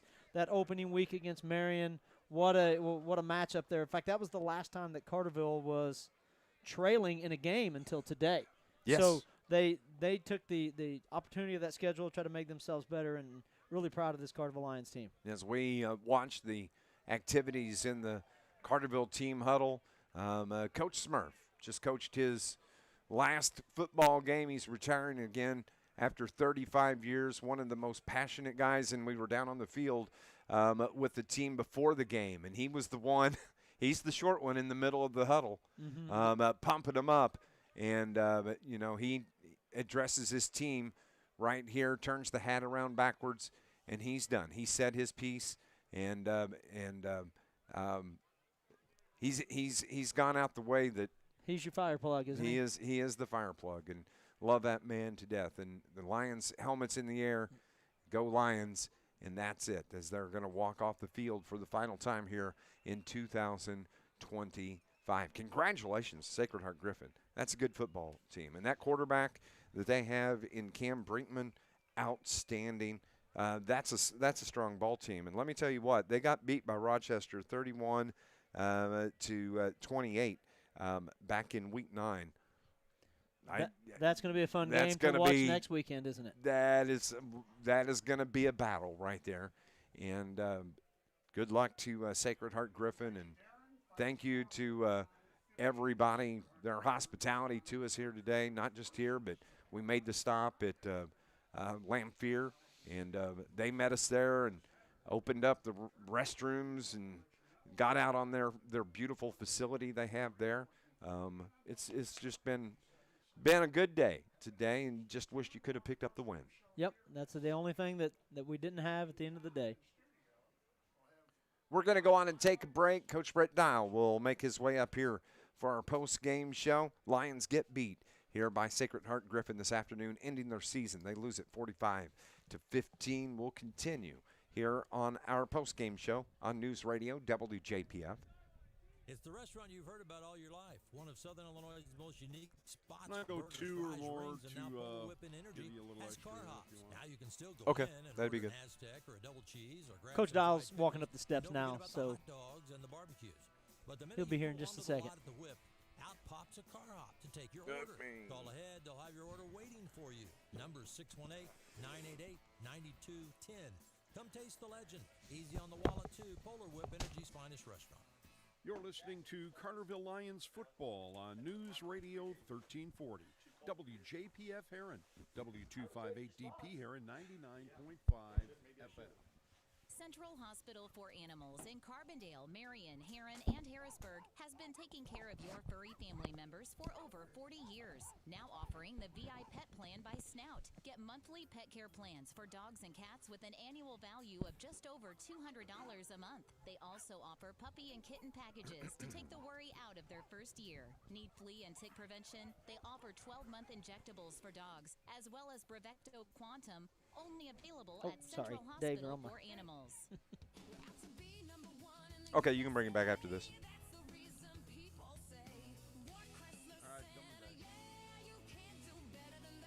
love SIU football, and I love discounting cars and trucks. At Ward Chrysler Center, we play to win. With our massive discounts, top trade-in values, and 0% financing, we make sure our customers win and win big. If you don't come see me today, I can't save you any money. 45-15, the final score here from Sacred Heart-Griffin. Coach Brent Dowell joins us on our John A. Logan College the coach's interview. John A. Logan College, charge into your future. Register now for spring classes at jalc.edu. Something that the Lions did today that we haven't seen all season long is we turned the ball over, and you can't do that against this caliber team. No, you can't. You can't do that in the playoffs. You can't do it on the road, and it's a bad day to be a little sloppy with the ball. And we had some trouble with some of our snaps and just exchanges, things that they weren't even off of hits. I mean, it was kind of basically self-inflicted. So that's a little disappointing. I thought we competed and we were hanging well, and then we just coughed up the ball on a couple of possessions, consecutive possessions, and gave them 10 extra points right there before the half. They went up 14-7. I think there was 4.5 to play, and I'm thinking to myself, okay, if we can get this thing to the half, we're down a score. We live to fight another one, and next thing you know, that 14-7 is 24-7, and that's hard. At that point, your kids are they got a little bit of doubt in their minds at that point, and but we fought hard. I thought we played pretty well in the third quarter, first part of the fourth, and the last two scores they got late, we just didn't really have anything left in the tank. Yeah, you don't go into postseason obviously looking for moral victories because those don't carry over for you. But like the first quarter, 7-7. The third quarter, no score for either team. Like for 2 of the 4 quarters, like we slugged it out with them. And when you come up here and you're wanting to get a little respect and see if you can play with these guys, for half the ball game, we played with these guys. We did, but we just have to be a little bit more consistent, and what these guys do up here, and Rochester's very similar, is they'll score in bunches and real quick. And, they got the 10 points there right before the half, and they got a couple there in the fourth. It just they can put scores on fast, and we weren't able to keep that from happening, just in both sides. We didn't take care of it, and then we give up, another score there with like 30 seconds left, and just it's hard to overcome that. And of course you had that big injury. Carter Jones gets hurt there, and he's been one of your keys all season long. Yeah, and he's our fullback in the bone look, so that kind of we can still run it, but it definitely causes some problems in what we want to do personnel-wise. We give some credit to Keaton Pasolo, who stepped in defensively and played 3 quarters. I think it's first time he's really played with the first team, and it's in the second round of the playoffs at SHG. So, good for him and getting some of those quality reps and stepping in and helping us out. Two places I'd like to go. This group of seniors, what do they mean to you? Their season comes to a close. It's a really good group, man. There's a couple guys out there, in particular, that have played a lot of football here and started a lot of ball games. With Jackson, we talked about this is his 40th start, and you get a guy like Andy Johnson, and he's a 3-year starter, on the defensive side, and then steps in, the last couple of years and gets a lot of quality reps at quarterback, and multi-year starters on the line with Ethan Hendricks and Bryce Ryman, and we've had multi-year guys on the defensive line. With Luke Barnhart, who had a great career here, and then Carson Davis out at end, and our secondary, with Harrell and Cappy, and we've had Swallers to stepped in a lot on both sides of the ball. Just a lot of contributions from a lot of guys. Jamie Jones, I didn't mention him. He's been a 2-year starter for us on both sides of the ball, and just tough kids, and they play hard, and they're fun to be around. But I think it's the hardest part about football, in the playoffs, and we've talked about this before. Is you spend every single day with these guys for, we've been together since July, really. And then all of a sudden, it's like, boom, it's done. Yeah. And that's hard. We've been doing this for 24 years, 24 seasons. And, you get this group of kids that you get attached to, you spend a lot of time with. And in a lot of ways, in the fall, I'm with these guys more than I am with my own kids. And then all of a sudden, it's over. And then the next group cycles in. It's just, man, it's hard to just keep resetting and starting over when you get a good group of kids like this that get through. And finally, let's talk about your assistants. And, it's a great, Coach Smurf. Sure, I mean, what a tremendous group of guys. I mean, they work hard, and they're intelligent, and I never have to worry about their work ethic, and are you paying attention to what the other team's doing? I mean, that's not the case. I mean, they're good people to be around. They're good teachers.